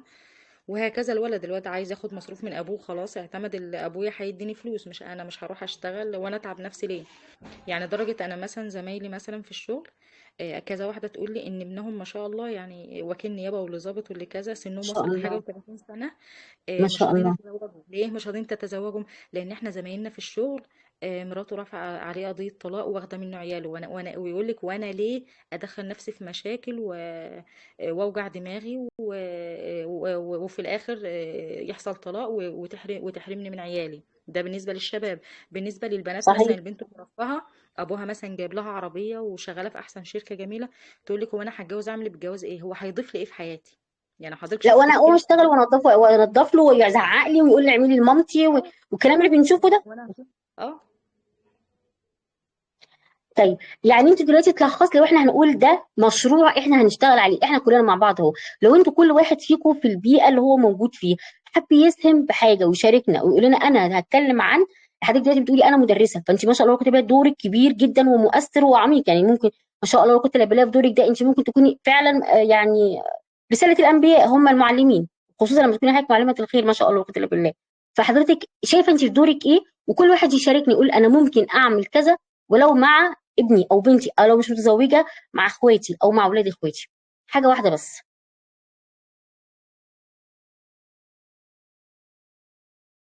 يعني حضرتك طرحتي من حاجات كتير، انت شايفه لو احنا ابتدينا بايه اهم حاجه؟ حاجه واحده بس نبتدي نشتغل عليها وهي بناء عليها حاجات تانية كتير هتتغير. اللي جه بالي اول حاجه نحسن الاختيار بتاع الزوج والزوجه، وتاني حاجه انا كلمت البنات عن كتاب لغات الحب الخمس. يعني الواحد لو عرف لغه الحب بتاعت الشخص اللي هو هتزوجه ايه هي، هو بيبقى في اختبار في اخر الكتاب. ده هيقرب طبعا المسافات ما بينهم وبين بعض يعني. ايوه ما شاء الله.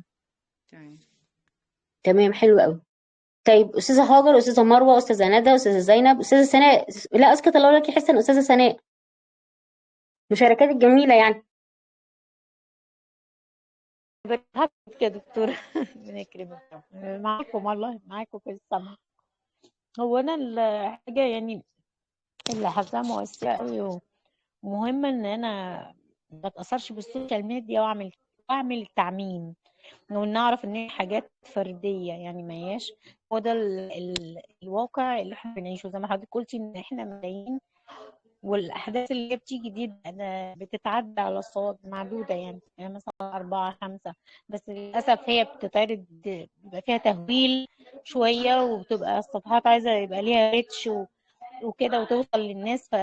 يعني فعلا الواحد لما بيبص على مثلا على الفيسبوك بيحس ان الدنيا سودة، يعني خايف من الاهل، وخايف من الدائرة المقربة وحوادث الانتحار، حاجات كتيرة جدا.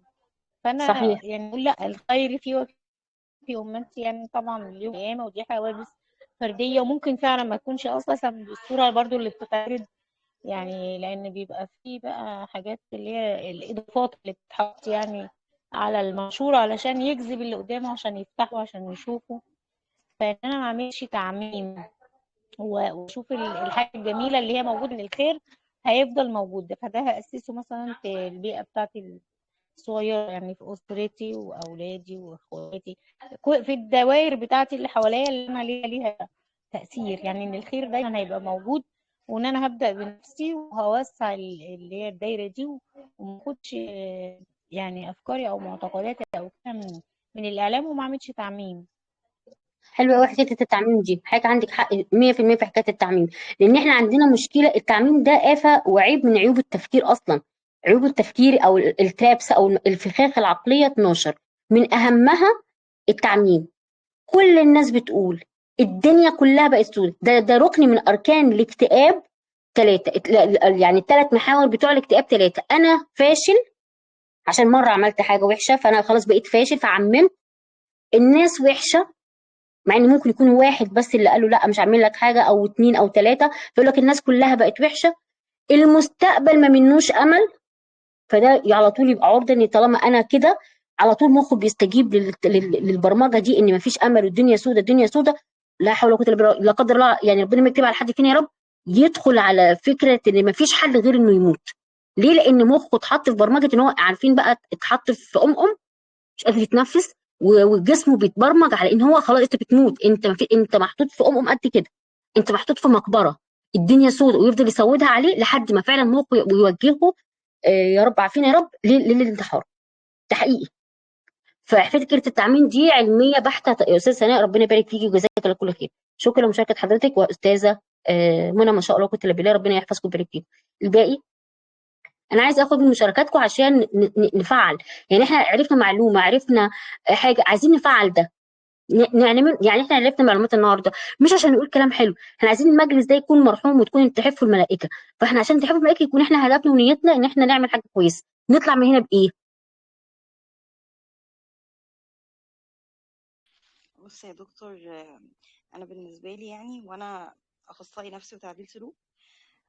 يعني بفضل الله من فتره كده عملت بيدج كده صغنونه يعني على قدي، بحيث ان انا انزل فيها زي نصائح توعويه سواء في ما التربيه شاء الله. او للامهات عامه والنساء وكده.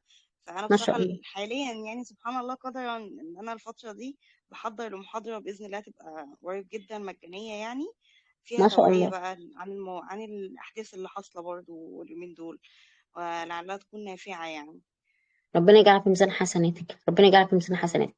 اللهم طيب امين انا يا هسألكم رب. سؤال على ما الباقي يحب يفكر معايا. احنا دلوقتي هنقول للناس اي كلام ايجابي. ايه اللي يجبرني ان انا كأنا مقبلة على الزواج، ايه اللي يجبرني ان انا ابقى كويسة مع جوزي؟ لو انا ايه اللي يجبرني ان انا اخد بالي من عيالي واصبر في حالة المشقة، او في حالة تعب الزوج، او في حالة ما معيش فلوس؟ ايه اللي يجبرني؟ السلام عليكم. وعليكم السلام ورحمة الله وبركاته. حياك الله أولا، جزاك الله خيرا على المحاضرة وعلى تعبك يعني. جزانا واياك يا فندم. هو أنا بالنسبة لي اللي بيصبرني على كل دوت ابتغاء مرضات الله يعني، والأجر في الآخرة. فدايما يعني مثلا لما بتعب قوي أو أحس إن أنا خلاص مش قادرة أتحمل، فأدور على محاضرة، أسمع أحاديث اللي هي جزاء الصبر وازاي اتفادى الهم، وفي الاخر اذكر نفسي ان هي دنيا وهي سبحان الله هي الدنيا اختبار للمؤمن. حتى في حد اختباره بالنعم وفي حد اختباره بالابتلاء، وهما في الحالتين ابتلاء، سواء نعم او فقر او ضيق او كده، فهما في الحالتين ابتلاء وكل واحد ليه اختباره. وانا مهمتي اني اسعى، ومش مهمتي النتيجة ان انا هوصل لايه في الاخر. بس لو في ايديا حاجة اقدر افيد بيها حد او ف... فبسعى ان انا اكون نافعة، سواء بقى اولادي او حتى اولاد اي حد والله المستعان. وفي الاخر هو ابتغاء الاجر من الله يعني، مش ما اكتر شاء خالص. الله قوة إلا بالله، ما شاء الله قوة إلا بالله، ده حقيقي. صحيح. كان بيقول ابن القيم إن لاحت انا نسيتها، كان بيقول إن لاح الاجر فبيهون الطريق والمشقه بتاعه الطريق. أنا مش فاكره بالظبط الجمله اللي كان بيقولها، بس اذا احنا شفنا الثواب قد ايه فده بيخلينا نتقبل ونستحمل مشقه الطريق. واحنا عارفين ان طريق الجنه محفوف بالمكاره، يعني اوكي. طريق الجنه محفوف بالمكاره. بس انا برضو انا عايزه اعرف يعني كلامي انا ده انا بقول لكم، يعني مش قصدي اقول ان كلامكم حق، انا مش انا بقى عايزه نوصل احنا ناخد اداه عمليه نطلع نشتغل بيها على طول. ساعات برضو بضعف، ساعات يعني بيتخنق، ساعات بحس ان اللود عليا زياده. يعني اكيد الناس اللي تعرضت للمشاكل ديت اللي احنا بنسمع عنهم على السوشيال ميديا دول، اكيد اتقال لهم ربنا يصبرك، ربنا يعينك، اكيد ربنا ده فتره وهتعدي. اكيد كلمه ربنا اتقالت قدامهم مره او اتنين او 10. ايه اللي ممكن يحميني ان انا ما اقعش في الخطر ده من خلال خبراتكم؟ يحميني ما اقعش في الخطر.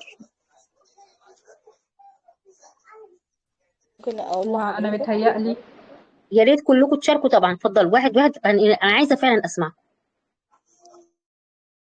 اتفضلي. اتفضلي. اتفضلي يا مروه. دي ما فيش مشكلة، عادي اتفضلي حضرتك، يعني عادي. هو انا مش شايفة ان غير ان بس يعني التربية الدينية والتوعية الدينية، لان احنا شعب هما بيقولوا ان احنا متدين بطبعه. وانا شايفة ان الجملة دي في حد ذاتها ادت لحدوث العكس، ان الناس فعلا تقولك اصل انا متدينة بطبعي، انا من جوايا في ايمان بربنا، انا وفي الاخر يعني كلنا بنبعد عن ربنا، بس بنتمنى ان احنا نرجع لربنا في الاخر. فطبعا يعني الا من رحم ربي، في ناس كتير طبعا ممتازة ما شاء الله، والتأسيس الديني عندها فوق الممتاز، لكن احنا مشكلتنا ان احنا بعاد عن ربنا في حاجات كتير. يعني الاخ اللي طلع يتكلم عن الاخت اللي ماتت دي، انت ازاي تتكلم في واحدة ماتت خلاص، دي حسابها عند ربها، وبتتكلم، وفتحت الباب لناس كتير قوي تقرا وتسمع وتتكلم كمان. هو انا كذلك. معلش، هو ممكن وارد جدا إن الانسان يكون قريب من ربنا ومحافظ على صلاته وصومه وفروضه وطاعات، وبرضه يتعرض للاكتئاب او يتعرض ايوه، ده لمشكله حقيقي، ده كبيرة حقيقي، تحطها ده في حقيقي حياته. 100%، ده حقيقي 100%. ايوه فاحنا يعني بس اظن ان هي احنا بتبقى الفكره حياتنا هي حد الفكره ان احنا كلنا بنضعف، ماشي، يبقى. لكن ما افتكرش ان في حد يعني بيقرأ قرآن وبيصلي وهيوصل لمرحلة الاكتئاب الشديد اللي هو بيتكلم فيه ده، وإن طيب كانت بص دي الاول، ممكن واردة. بص الاول نقطه بس، ايوه احنا ما نقولش ايه اللي ممكن يحصل، عشان انا بس خايفه ان ربنا يبتلينا. يعني انا لما كنت بقول أيوة، ما ربنا اعتقدش، يسترها قلت لا، علينا يا رب. احسن ربنا يبتلينا، احسن ربنا يبتلينا. الحمد لله عارفين بيبتلي كاس الخبر، لكن ربنا يثبتنا، ربنا يثبتنا. واحنا ما لناش دعوه لكن انا بدور علي انا. ففي ناس بترتكب فواحش وهي على قدر عالي من الدين، ايوه الغامدي والمراه الصحابيه اللي كان زنت، وهي صح. صحابيه وراحت للنبي عليه الصلاه والسلام، وهو كان رجل معروف بخلقه وبدين. وواحد تاني اللي شرب الخمر واتقام عليه لحد مره واثنين وثلاثه، واتقام عليه مره واثنين وثلاثه، يعني مش مره وعدت غلطه وخلاص، لا. ده يعني ايه؟ انت مصر؟ يعني لو كان ابني او انا، انت فاشله، انت مش قادره تبطلي، كنا هندي لنفسنا رسائل ما يعلم بها لربنا. لكن كان بيصلي، وكان بيروح يصلي في المسجد، وكان بيقابل النبي عليه الصلاه والسلام، والنبي قال، النبي بنفسه قال هو لا تلعنوه انه يحب الله ورسوله. قال كده يبقى فيه ايه؟ فانا ماليش دعوه بالحكم، لكن انا بنعتصم بالله سبحانه وتعالى من غير ما نحكم على حد. نوصل ازاي؟ انتوا أيوة، شايفين إحنا هو الهدف مش يعني الحاجات اللي حصلت دي أيام الرسول، هي الهدف منها إن إحنا اللي جايين من بعد الرسول عليه الصلاة والسلام نتعلم منها.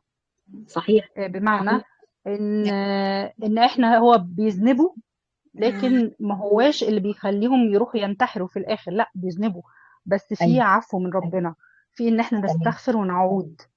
بالظبط، فهي تمام. الفكرة في كده، مش عشان خاطر هم كانوا بيعملوا ذنب لا، هو الفكرة إن إحنا نتعلم إن إحنا مهما أذنبنا هنستغفر وهنعود إن شاء الله، وربنا بإذنه يعني بإذن الله إن شاء الله يعني رحمته واسعة وهيغفر لنا. فهي دي يبقى انا الفكرة المطلوب من مني ايه بقى؟ انا بقى عايزه اوصل للحته دي. انت قلتي ربنا كم مره ان ربنا يغفر لنا، ان احنا بنقع مش شطارتنا، لان ربنا هيغفر لنا، لان ربنا هيسامحنا. يبقى انا الهدف من ورا كل اللي بيحصل ده ان احنا نتعرف على ربنا. ربنا صحيح. ما لما انا هو بقول لحد، اتفضل. ما هي المشكلة اللي أنا كنت فيها أصلا من البداية، هو إن إحنا التعليم الديني عندنا والتأسيس الديني عندنا مش على القدر الكافي اللي يطلع ناس فعلا متمسكين باللي الرسول قال عليه. عليه الصلاه والسلام. يعني إحنا كلنا بنحاول عليه الصلاة والسلام، كلنا بنحاول وبنجتهد، بس هي الفكرة إن مفيش عندنا التوعية الدينية، لا الإعلام بيوفرها ولا المدارس عندنا بتوفرها. صحيح. ف... فهي المشكلة في كده، هو احنا الاجتهاد اللي احنا المفروض نجاهد فيه او نجتهد فيه، هو ان احنا ننشئ اطفالنا تربية، يعني نقول ان شاء الله انها يعني ايه، نحطهم على الطريق الصحيح. صحيح. صحيح، ربنا يعينك بس ويثبتنا. احنا بنسال الله وهو الثبات. ده اللي احنا عايزينه، يعني ان هم يعني دايما يرجعوا للاصل، يرجعوا للاصل الديني، مش يرجعوا لاصل المسلسلات والتلفزيون والكلام ده. في اهالي بتسيب اهلها قدام اولادها قدام التلفزيون، وهو ده اللي بيستقوا منه علمهم، ده وللأسف صحيح. يعني الأوضاع شديدة يعني سيئة. فربنا يثبتنا كلنا يا رب اللهم امين. ويعيننا على كل الظروف اللي حوالينا يا رب، اللهم آمين. اللهم امين. طيب انا هقول لك في الحته ديت، لما انا هيجي لي يا ريت بعد كده يعني المشاركه الجايه، يا ريت كلكم تتكلموا بعد اذنكم. وزينب لو هتكتب بس مش قادره تتكلم مفيش مشكله، هدخل اشوف على الشات اجابتها. انا دلوقتي جاي لي ابتلاء شديد، انا عندي ابتلاء شديد، وبعدها جه ابتلاء تاني شديد برضو. فالكلمه اللي انت هتقولي لنفسك ايه؟ الابتلاء الشديد والضغط الشديد اللي انت مش قادره اكيد في حكمه، اكيد في خير في ورا ده. ايه اللي يثبت عندك فكره ان في حكمه وان في خير من ده؟ معرفتك باسماء، على فكره انا بتكلم كلام له اثباتات علميه وابحاث عملها واحد يهودي، وجايب الابحاث بتاعته استنادا بكل دوت بالاف ام ار اي. لما بتكلم على النيورو ساينس يا جماعه بتكلم على انهم حطوا ناس تحت اجهزه تقيس النشاط بتاع الدماغ بتاعها وتعرف الدم فيه اكسجين بيروح لمناطق معينه، ده معناه ان هو ده المنطقه اللي شغاله اكتر، فيعرفوا ان الحته دي مسؤوله عن كذا. مش مسؤوله يعني ارتباط وثيقي سبب ونتيجه، لكن مرتبطه بالحدث ده بحته وجود الايمان باله واحد وله الاسماء الحسنى، ليها مناطق في الدماغ، ليها مناطق في الدماغ مسؤول. هي دي لو انا مش مؤمنه بالحته دي المناطق دي ما تشتغلش، اللي هي بتديك الثبات، اللي هي الصبر بالتصبر والحلم بالتحلم، اللي هي تخليكي تثبتي في وقت الشتاء. ايا كانت الضغوط اللي الناس اللي احنا بنتعرض لها دلوقتي من فقد وفقر وامراض وابتلاءات وطاعون وكل الحاجات اللي احنا بنشوفها دي، قد ان واحد يتضرب 70 طعنه ورميه وسهم، يعني هل ده يساوي ده ويثبت برضه؟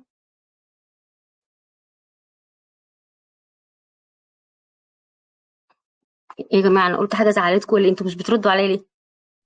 معلش حضرتك لو تعيدي، يعني حضرتك يعني السؤال نفسه ايه يعني مش. السؤال تاني، انا بقول هل كل اللي احنا بنتعرض له من الضغوط اليوميه وان الفلوس بتقل وقيمه الجنيه بتقل والضغوط اللي احنا عايشينها النهارده اللي كل واحد فينا سايبها وراه وجايين المحاضره النهارده، ايا كانت هي ايه، قد ال3 سنين اللي عاشوهم جياع في شعاب ابي طالب، لدرجه ان واحد من صحابي كان يقول انا كنت بلاقي حاجه كده بنفضها واسمي الله واكلها ما اعرفش هي ايه، لا جلده ولا. لا تقاس. وفي كمان في العصر الحديث، يعني في لما كنت بقرأ في أحوال مصر يعني عن الشدة المستنصرية، فقلت الحمد لله اه احنا كانوا يعني بياكلوا بني ادمين. الحمد ايوه لله. فعلا الحمد لله، يعني احنا الحمد لله قوي. الحمد لله. والله هل احنا نتقارن ببتوع غزه؟ لا طبعا، ولا هل أي احنا حاجة. يعني اذا في ناس اشد ايه كميه العذاب او الاضطهاد اللي احنا بنعاني منه لدرجه ان انا ممكن ربنا يعافينا وما يبتليناش نوصل للمرحله دي؟ يبقى هي المشكله مش في الضغوط من بره، المشكله في الهشاشه من جوه. ازاي انا اعمل عندي الصلابه دي والتفنس دي والصمود ده قدام التحديات اللي انا مش قادره اتقبلها واللي انا مش قادره اتحملها؟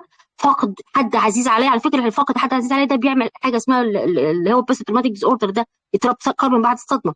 ممكن اتعرض لحادثه او لصدمه مثلا زي اغتصاب او شفت حادثه قتل او شفت حادثه قدامي يعمل حاجه زي اضطراب قلب ما بعد الصدمه، يعني ممكن يوصل لاضطراب. لكن ايه اللي يخليني اثبت في ده اللي هو المناعه؟ ازاي ارفع المناعه؟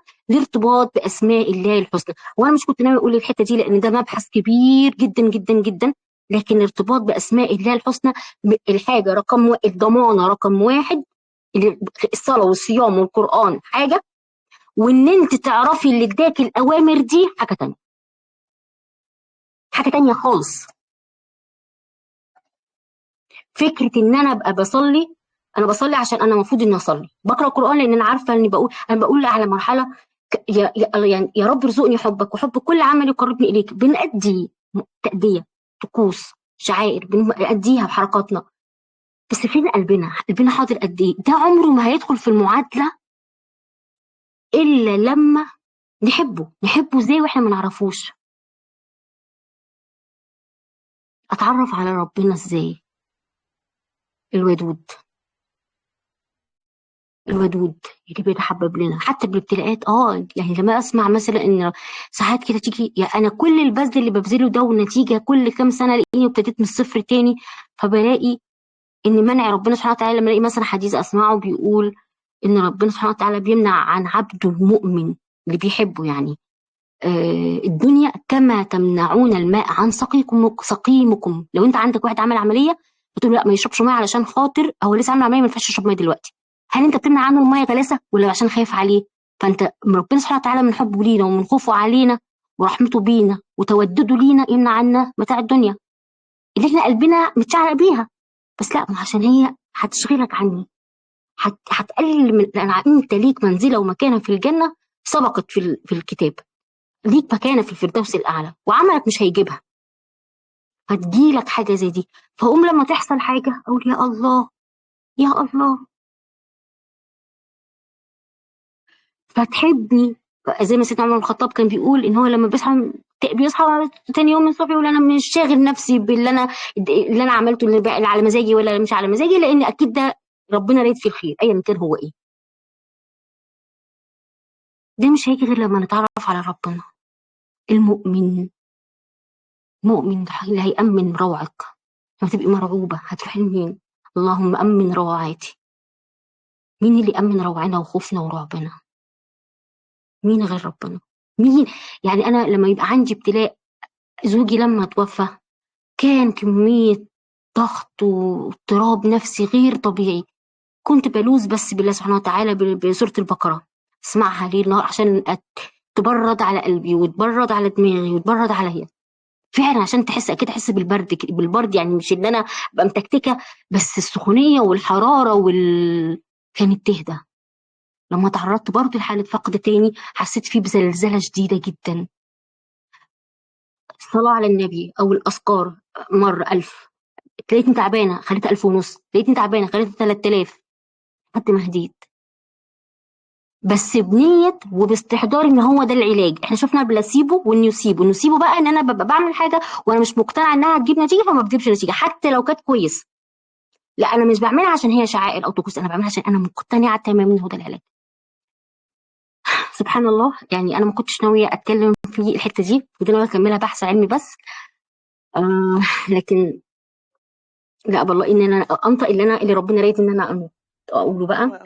هو سبحان الله يا دكتور، هو رزق يعني فعلا الكلام اللي طالع من حضرتك هو رزق لينا احنا، يعني لعل ربنا ينفعنا بالكلام ده. هو فعلا زي ما حضرتك قلتي حتة الاعتقاد بربنا سبحانه وتعالى، ان انا مصدق ان ربنا سبحانه وتعالى هو اللطيف الودود اللي بيجبرنا في وقت ضعفنا. يعني فعلا سبحان الله، لسه كنت كاتبه لحضرتك من عرف ربه هان عليه ضربه. يعني لما صحيح نعرف ربنا قوي هيهون علينا بقى الطريق حتى لو كان في شوك. خلاص احنا يعني فعلا يعني احنا معاه في المية بتاعت ربنا سبحانه وتعالى. فربنا صحيح. يا رب يعرفنا بيه ويعلمنا يا رب، ويرحم اللهم موتانا يا رب امين. ويصبرنا جميعا. اللهم امين. اللهم طب امين. حضرتك تقدري توجهينا أو ترشحي لنا حد معين نسمع منه مثلا، يعني نسمع منه يكون شارح أسماء الله وصفاته وكده، لو في حد معين تقدري توجهينا؟ في مجموعه هي اسمها الشيخة أمنية، كانت على تليجرام، وفي مجموعة مركز آيات بتاع الشيخ محمد خيري إنني أنا الله، كانت تلت ساعة نص ساعة، كانت يعني سبحان الله كانت علاج. يعني أنا مجموعة بتاعت الشيخ محمد خيري الله الله بجد حقيقي ربنا يجعل في ميزان حسناته، ربنا يجعل في ميزان حسناته. في كل صدمة بتعرض لها بسمع سلسلة ألاقيها هي اللي شدت بإيدي سبحان الله.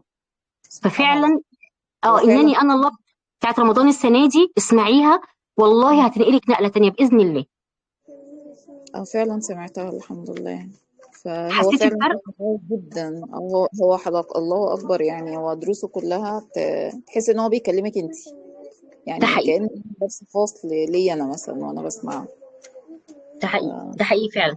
هي بس الفكرة ان زي ما احنا بنقول ان فكرتنا او اعتقادنا من كتر الدوشة اللي حوالينا بيتهيأ لنا ان احنا ان ده كلام.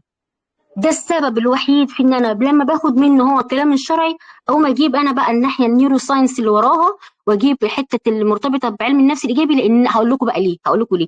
لان احنا موجودين في عصر احنا اصلا اجانب على اللغة بتاعتنا، فاحنا لا نتقن اللغه بتاعتنا فما نستطعمهاش وما نفهمهاش. رقم واحد. رقم اتنين، احنا كل حاجه دلوقتي موجودين بالماديه.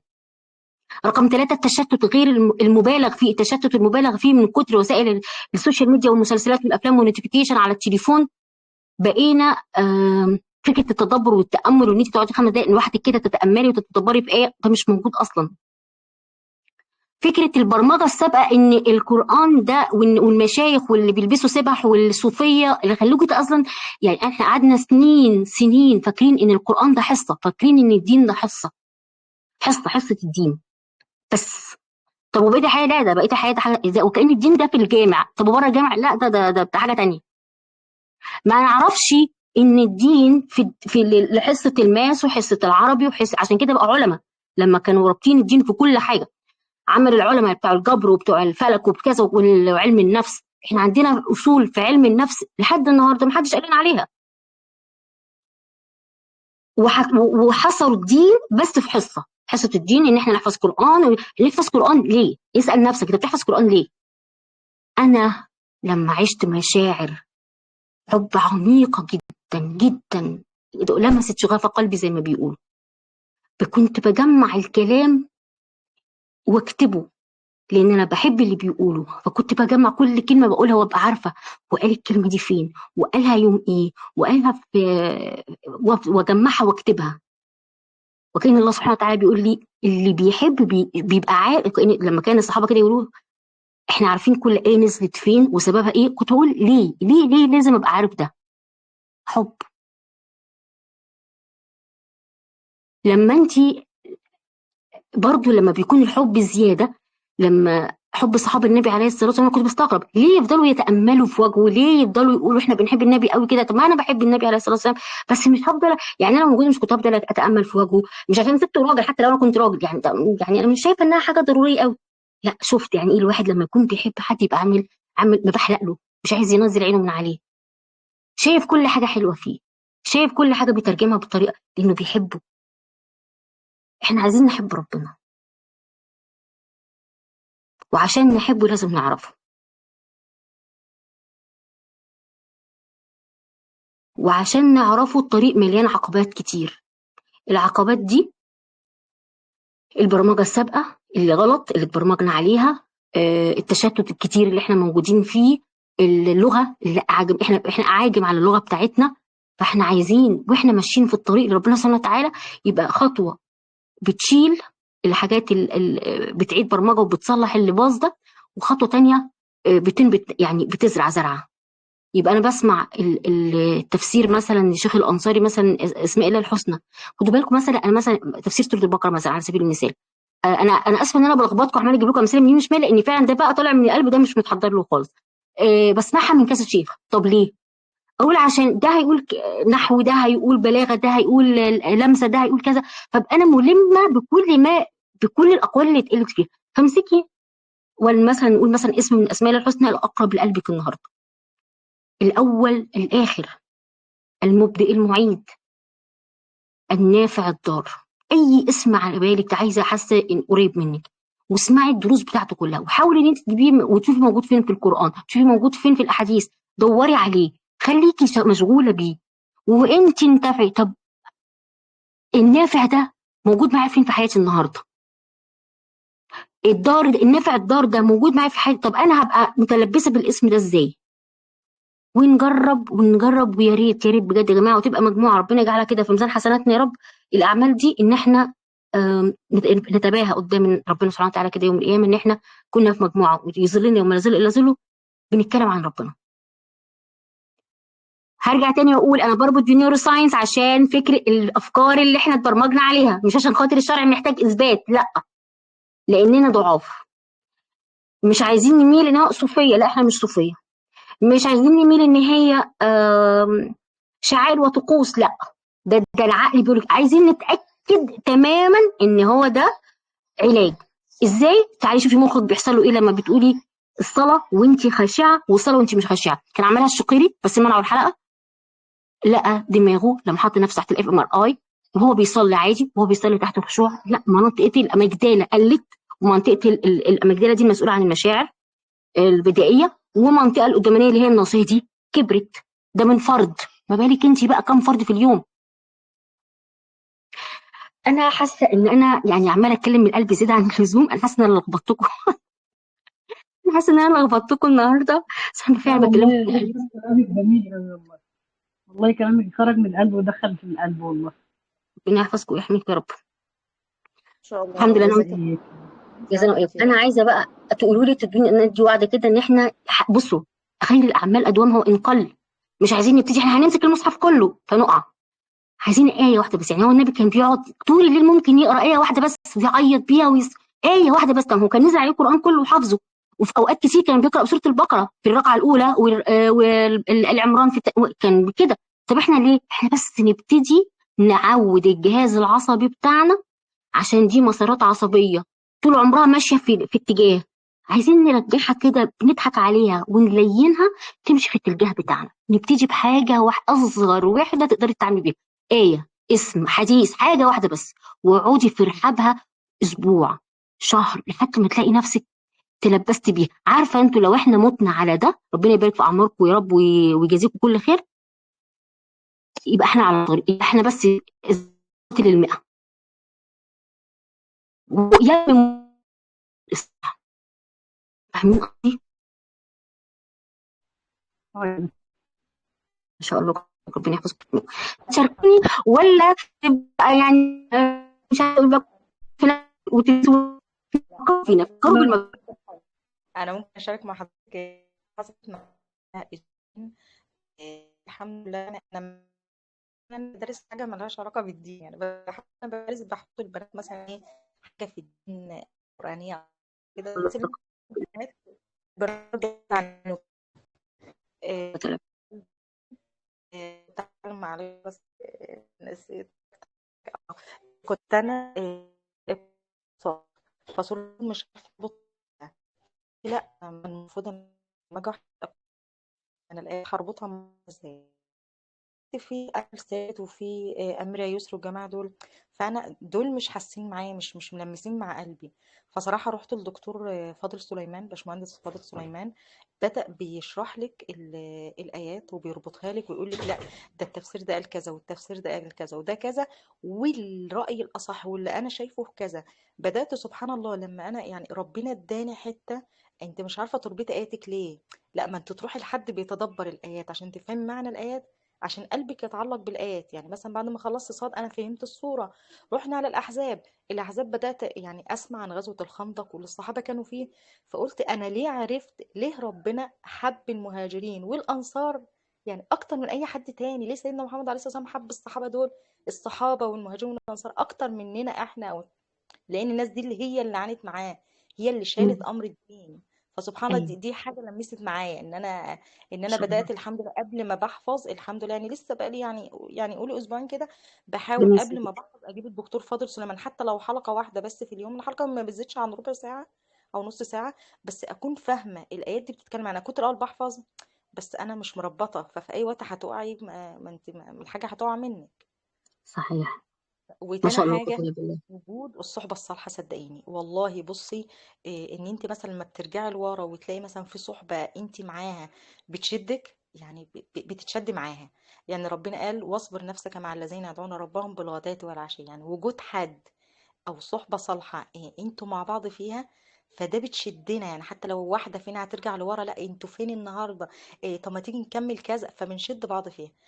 ففي يعني حد من اصحابي يعني بيتكلم عن تجربة ان هي كان زوجها ما كانش، هي كانت بتقرأ قرآن بس يعني ايه تقرأ شوية وتسيب، وبدأت ربنا اكرمها بقت تقرأ كل يوم يعني. فزوجها ما كانش بيقرأ قرآن. فجه زمايله صاحب ناس قالوا احنا بنقرأ جزء في اليوم، فهو حب في البيت يقرأ جزء في اليوم. فهي قالت له لا انت علشان تعمل عاده، كانت هي قرأت كتاب العادات الذريه، عشان تعمل عاده لازم تبدا باقل القليل، ابدا بس بصفحه، انت صفحه وانا صفحه والدنيا تمشي. فالمهم مشي مع نفسه كده ايه جزء يوم 3 4 10 ما عرفش يكمل. دلوقتي الحمد لله هم عشان بيشدوا بعض كل يوم، حتى لو هنجيب وجه انت وجه وانا وجه في اليوم، ما شاء الله بدأ ورد القرآن بقى أساسي كل يوم، بعد ما كان كل واحد فينا مش بيقرأ ورد القرآن كل يوم. بس في بيت مم. وجود صحبة صالحة والذاكرين الله كثيرا والذاكرات يعني. ما أنا شاء كنت الله. حاضرة معاك. ما شاء الله كنت بالله مشاركة جميلة جدا جدا. ده اللي احنا بنقوله، احنا عايزين احنا مع بعض برضو مجموعة نكمل. احنا عايزين نقول انا هعمل كذا، انا تيجي ممكن تكون افكاركم. ما شاء الله كنت قالت انا رحت سمعت بتاع سورة الاحزاب وقريت عنهم، قريت من الغزوة فانا حبيتها اكتر، فتلمس وتنور مع حد. طب انا كمان ما احفظ، انا ليه انا بحفظ بس وما قرأتش التفسير؟ طب ما انا اقرا التفسير وهكذا. طب ما انا اعمل فاحنا بننور بعض. ما تعرفيش ممكن تكون كلمه انت بتقوليها تكون سبب واحد يمشي على الطريق. يعني بلغوا عني لو ايه ده مش جاي بلغ عني ولا ايه، لان ممكن يكون اللي انت بلغته اوعى منك ويعمل بيها وتبقى في ميزان حسناتك على فكره. يعني انت ميزان حسن، يا كل اللي بيعمله في خير في ميزان حسناتك انت، فانت ممكن تكون بتاخد حسنات من غير ما تكون انت بتعمل حاجه، لمجرد انك بتدل الناس على الخير.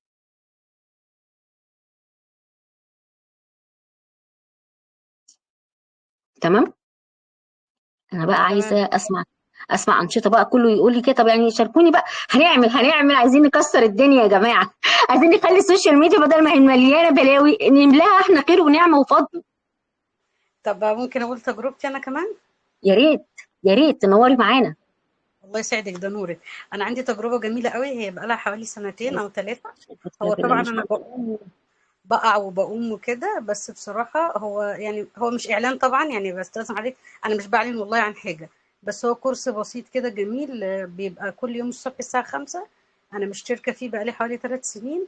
بيبقى فيه بقى تدبر للقرآن بسم الله الرحمن الرحيم، واسماء الله الحسنى، يعني واسئله كوتشنج. فبصراحه في فعلا زي ما الاخت اللي قبليه قالت، هي الصحبه الصالحه فعلا هي اللي بتعين. والحمد لله رب العالمين لما فضلت معاهم وشدوني ليهم. لما جه عندي ابتلاء، كان ابتلاء شديد قوي قوي.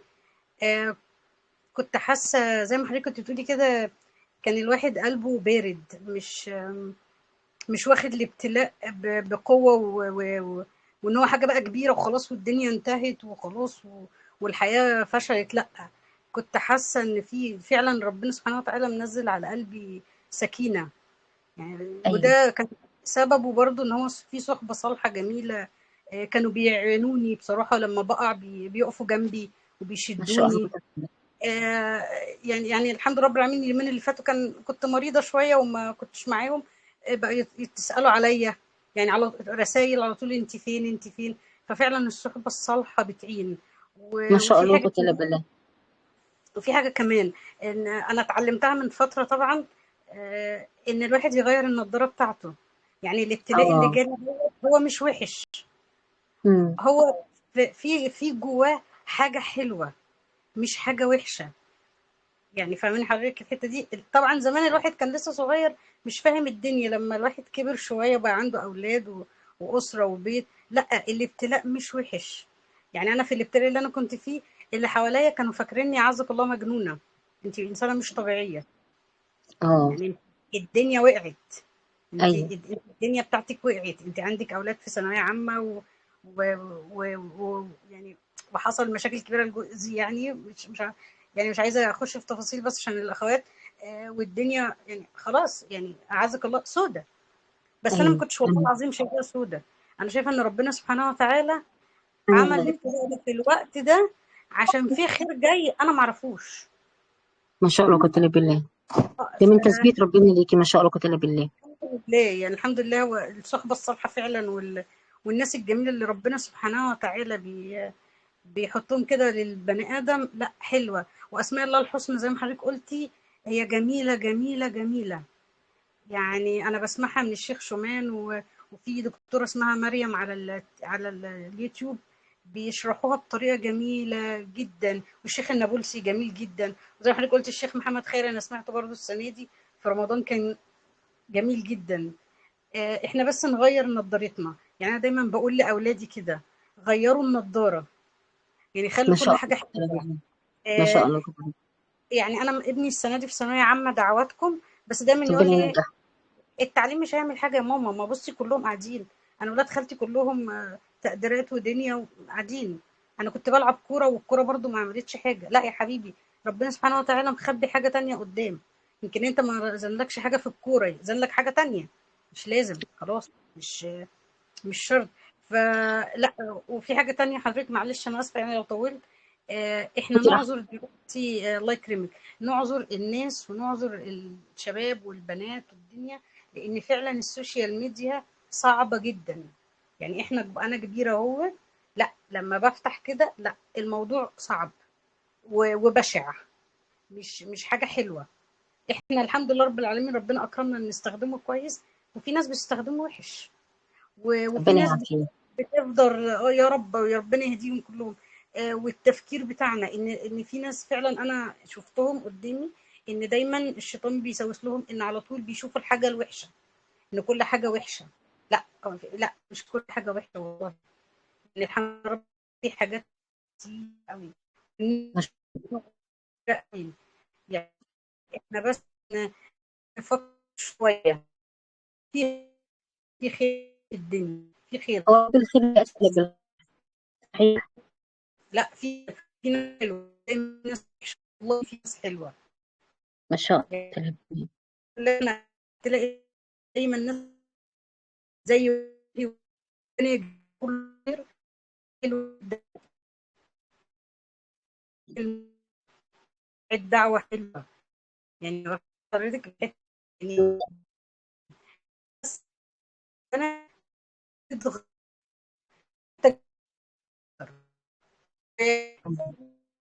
احنا جدنا الأول حضرتك الناس حضرتك منهم ربنا يجعلنا خير. جزاها ايه. بياخدونا برضو للخير، يعني بياخدونا للخير، بس احنا يكون عندنا من جوانا احنا عايزين نتغير، يعني احنا من ايوه جوانا بس انا عايزه اتغير هتغير، وعايزه اشوف صحيح. الدنيا حلوه هشوفها حلوه. في ما شاء الله. ابتلاءات، في ابتلاءات، في وقعات، في وقعات والله، وكلنا فينا يعني ما فيش حد ما عندوش ابتلاء، يعني ما فيش حد ما عندوش ابتلاء، وممكن انا ابتلاء يكون بالنسبه لناس بسيط وبالنسبه لناس كبير، وانا شايفه ده وشايفه ده، بس كلنا فينا ابتلاءات، بس نغير النضاره. انا دايما دي اللي انا بحب اركز عليها، ان احنا لو غيرنا النضاره بتاعتنا بدل ما تبقى سودة تبقى لونها بامبي كده وحلوه، ما شاء هنلاقي الله. المواضيع هتمشي. بنقع والله والواحد غصب عنه، بس بنفكر ان في حاجه حلوه قدام، في ربنا سبحانه وتعالى، في ناس حلوه. مش عارفه يعني، مش عارفه اعبر لك عن اكتر من كده، يعني عايزه، انا نفسي اتكلم كتير والله بس مش حاسه عارفه. بيكي، حاسه بيكي والله، حاسه بيكي، واعتقد ان هم اه كمان حاسين بالطاقه الجميله اللي جواكي اللي كلها حب، وعايزه يعني تبعت لنا كلنا رسائل حب. حاسه بيها. والله وفي حاجة تانية أنا اتعلمتها بصراحة، يعني من حد اسمه الكوتش دعاء متولي، إن إحنا نقرأ الرسائل، يعني ما شاء الرسائل الله. بتاعت ربنا اللي بتيجي. أنا ما كنتش بفهمها، أنا كنت فعلا أما بسمع إذاعة القرآن، بسمع حديث بحس إن هو جميل وبسمع آية، بس فعلا بعد كده لما ابتديت أتنبه بلاقي ربنا سبحانه وتعالى في الموقف اللي أنا فيه بيبعت لي الآية القرآنية اللي بتقول لي أنا ربنا، أنا موجود، أنت ما تقوليش لعبد على حاجة، ما تسأليش عبد، أنا فعلا موجود. سبحان الله. سبحان الله. فعلا والله، فعلا والله يا دكتور أنا جربتها، لما اجي اجرب ان انا اسال حد لا بلاقي الايه القرانيه جت، لا ما تساليش، انا اهو. ما شاء الله يعني وكتب بالله. آه، وكفى فدي بالله. برضه حاجه حلوه قوي، يعني اتمنى ان كلنا نعملها يعني. بالله صحيح، ومعلش وكفى انا بالله. طولت عليكي. لا لا والله مش ربنا طولتي، بالعكس انا مبسوطه جدا جدا بمشاركتك. دعاء الله متولي يخليك. اختي اختي وحبيبتي، ربنا يحفظها ويبارك فيها ويجعل لها من اسمها نصيب. يا رب. آه حضرتك وهي تعرفيها؟ احنا زمايل في كذا كورس، هي حبيبتي طبعا كنا مع بعض في كذا حاجه، فانا اعرفها طبعا واثق فيها طبعا انها على خير ما شاء الله، كتب ربنا يحفظها ويثبتها. لا ما شاء فكره. الله، ربنا يجزيها عنا خير والله، زي حضرتك اللهم والله يا دكتور كده.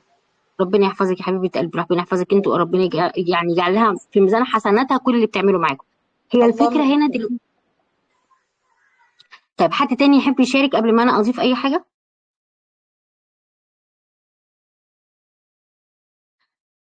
انا هقول اخر حاجه عشان انا طولت عليك، وانا عارفه كده ان الوقت كتير، احنا كده بقالنا كتير مع بعض، بس زي ما انتم شايفين كده ما شاء الله كده الكلام جميل وبيجيب بعضه. فكره الابتلاء والارض والبقاء والوجود على الارض اصلا، وال تم برمجتنا بطريقه بسبب علم النفس اللي بقاله 100 سنه، هو السبب في اللي احنا فيه النهارده، المساوئ والمشاكل والمصاعب اللي احنا عايشينها دلوقتي. الموضوع ده انا قتلته بحثا في كتابي الجديد واشرقت. هو 300 صفحة صحيح، بس أنا مسكت الموضوع من أوله لآخره عشان أعرف القصة إيه، وأجيب أولها وأجيب قرارها وأجيب العلاج، وأجيب عشان ده جزء من برنامج همة. همة كان أدوات العلاج وفق التعامل الرباني مع المشاعر الصعبة اللي تعرض ليها النبي عليه الصلاة والسلام، والمشاعر الصعبة اللي تعرض ليها كل الأنبياء. ف... فأنا يعني ده ممكن يكون محاضرة جاية يعني الخميس الجاي، لا اللي بعده، لما نيجي نتكلم طيب هو احنا كان أصلا عندنا الدنيا دي اصلا ايه، هو قصه اصلها ايه واساسها ايه. قد يكون انتوا بقى اللي هتختاروا ان يكون ده سبب، او ده الموضوع او التوبيك اللي هنتكلم فيه المره الجايه ولا لا. وانا لما بحب بتكلم عشان ما بقاش انا بتكلم عن رايي، مش اميره مش جايه تقول رايها، لان اميره دي مين يعني، انا مين عشان اتكلم واقول رايي. لكن انا بحاول بقدر الامكان بجتهد اني اجمع واتاكد ان بالربط ما بين السند الشرعي، يعني ايه، يعني السند ده في ايه بتقوله، في حديث بيثبته، هل في موقف من السيره قاله، واتاكد من تاثير ده عليا، عشان انا مش بتاعه طبطبه ومش بتاعه دروشه. لان احنا متبرمجين على الدروشه، متبرمجين على الله حي. لا، مش احنا في بيوتنا ان الناس بتقول لك يعني رب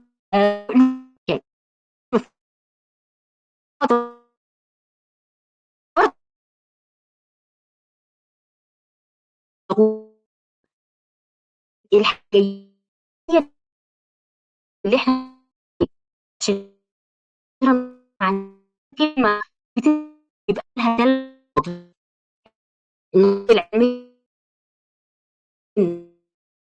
علم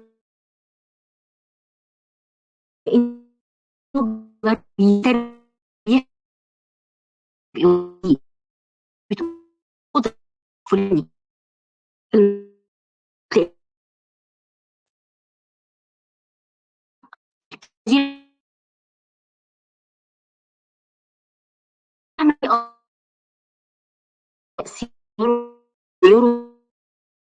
تمام.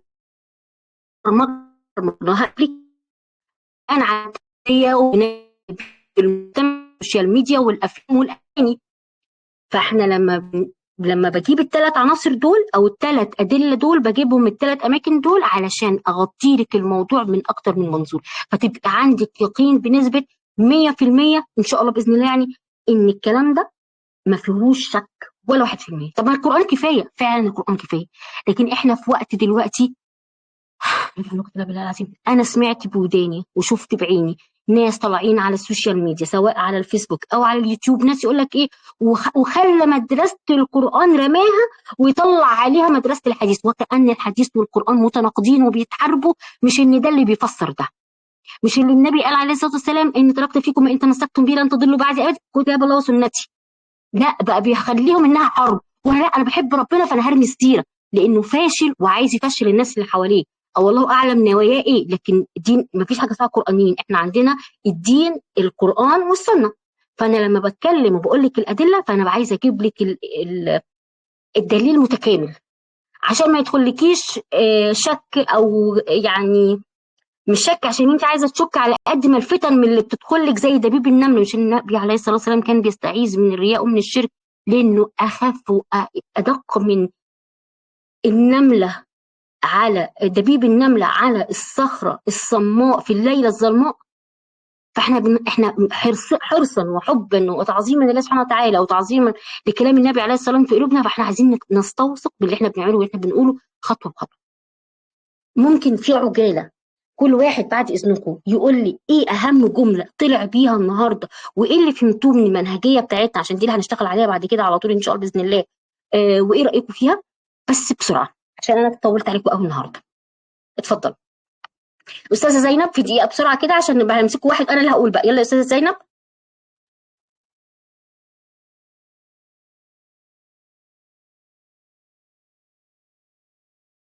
استاذه منى. طب اقفل يعني خلاص، مش عايزين تتكلموا نقفل. انا استاذه اقول منى.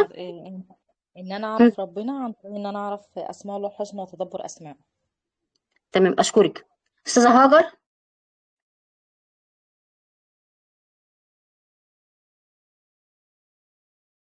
استاذه هاجر. استاذه مروه.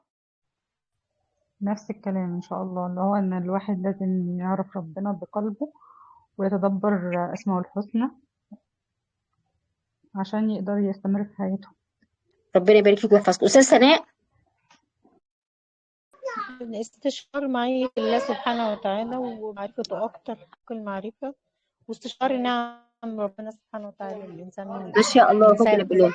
دي ما حاجة شاء الله شيء. وقوة الا بالله. بارك ما شاء الله الله. وقوة الا بالله. ربنا يحفظكم جميعا. انا سعيده اني كنت معاكم النهارده. سبحانك اللهم بحمدك اشهد ان لا اله الا انت استغفرك واتوب اليك. في رعايه الله.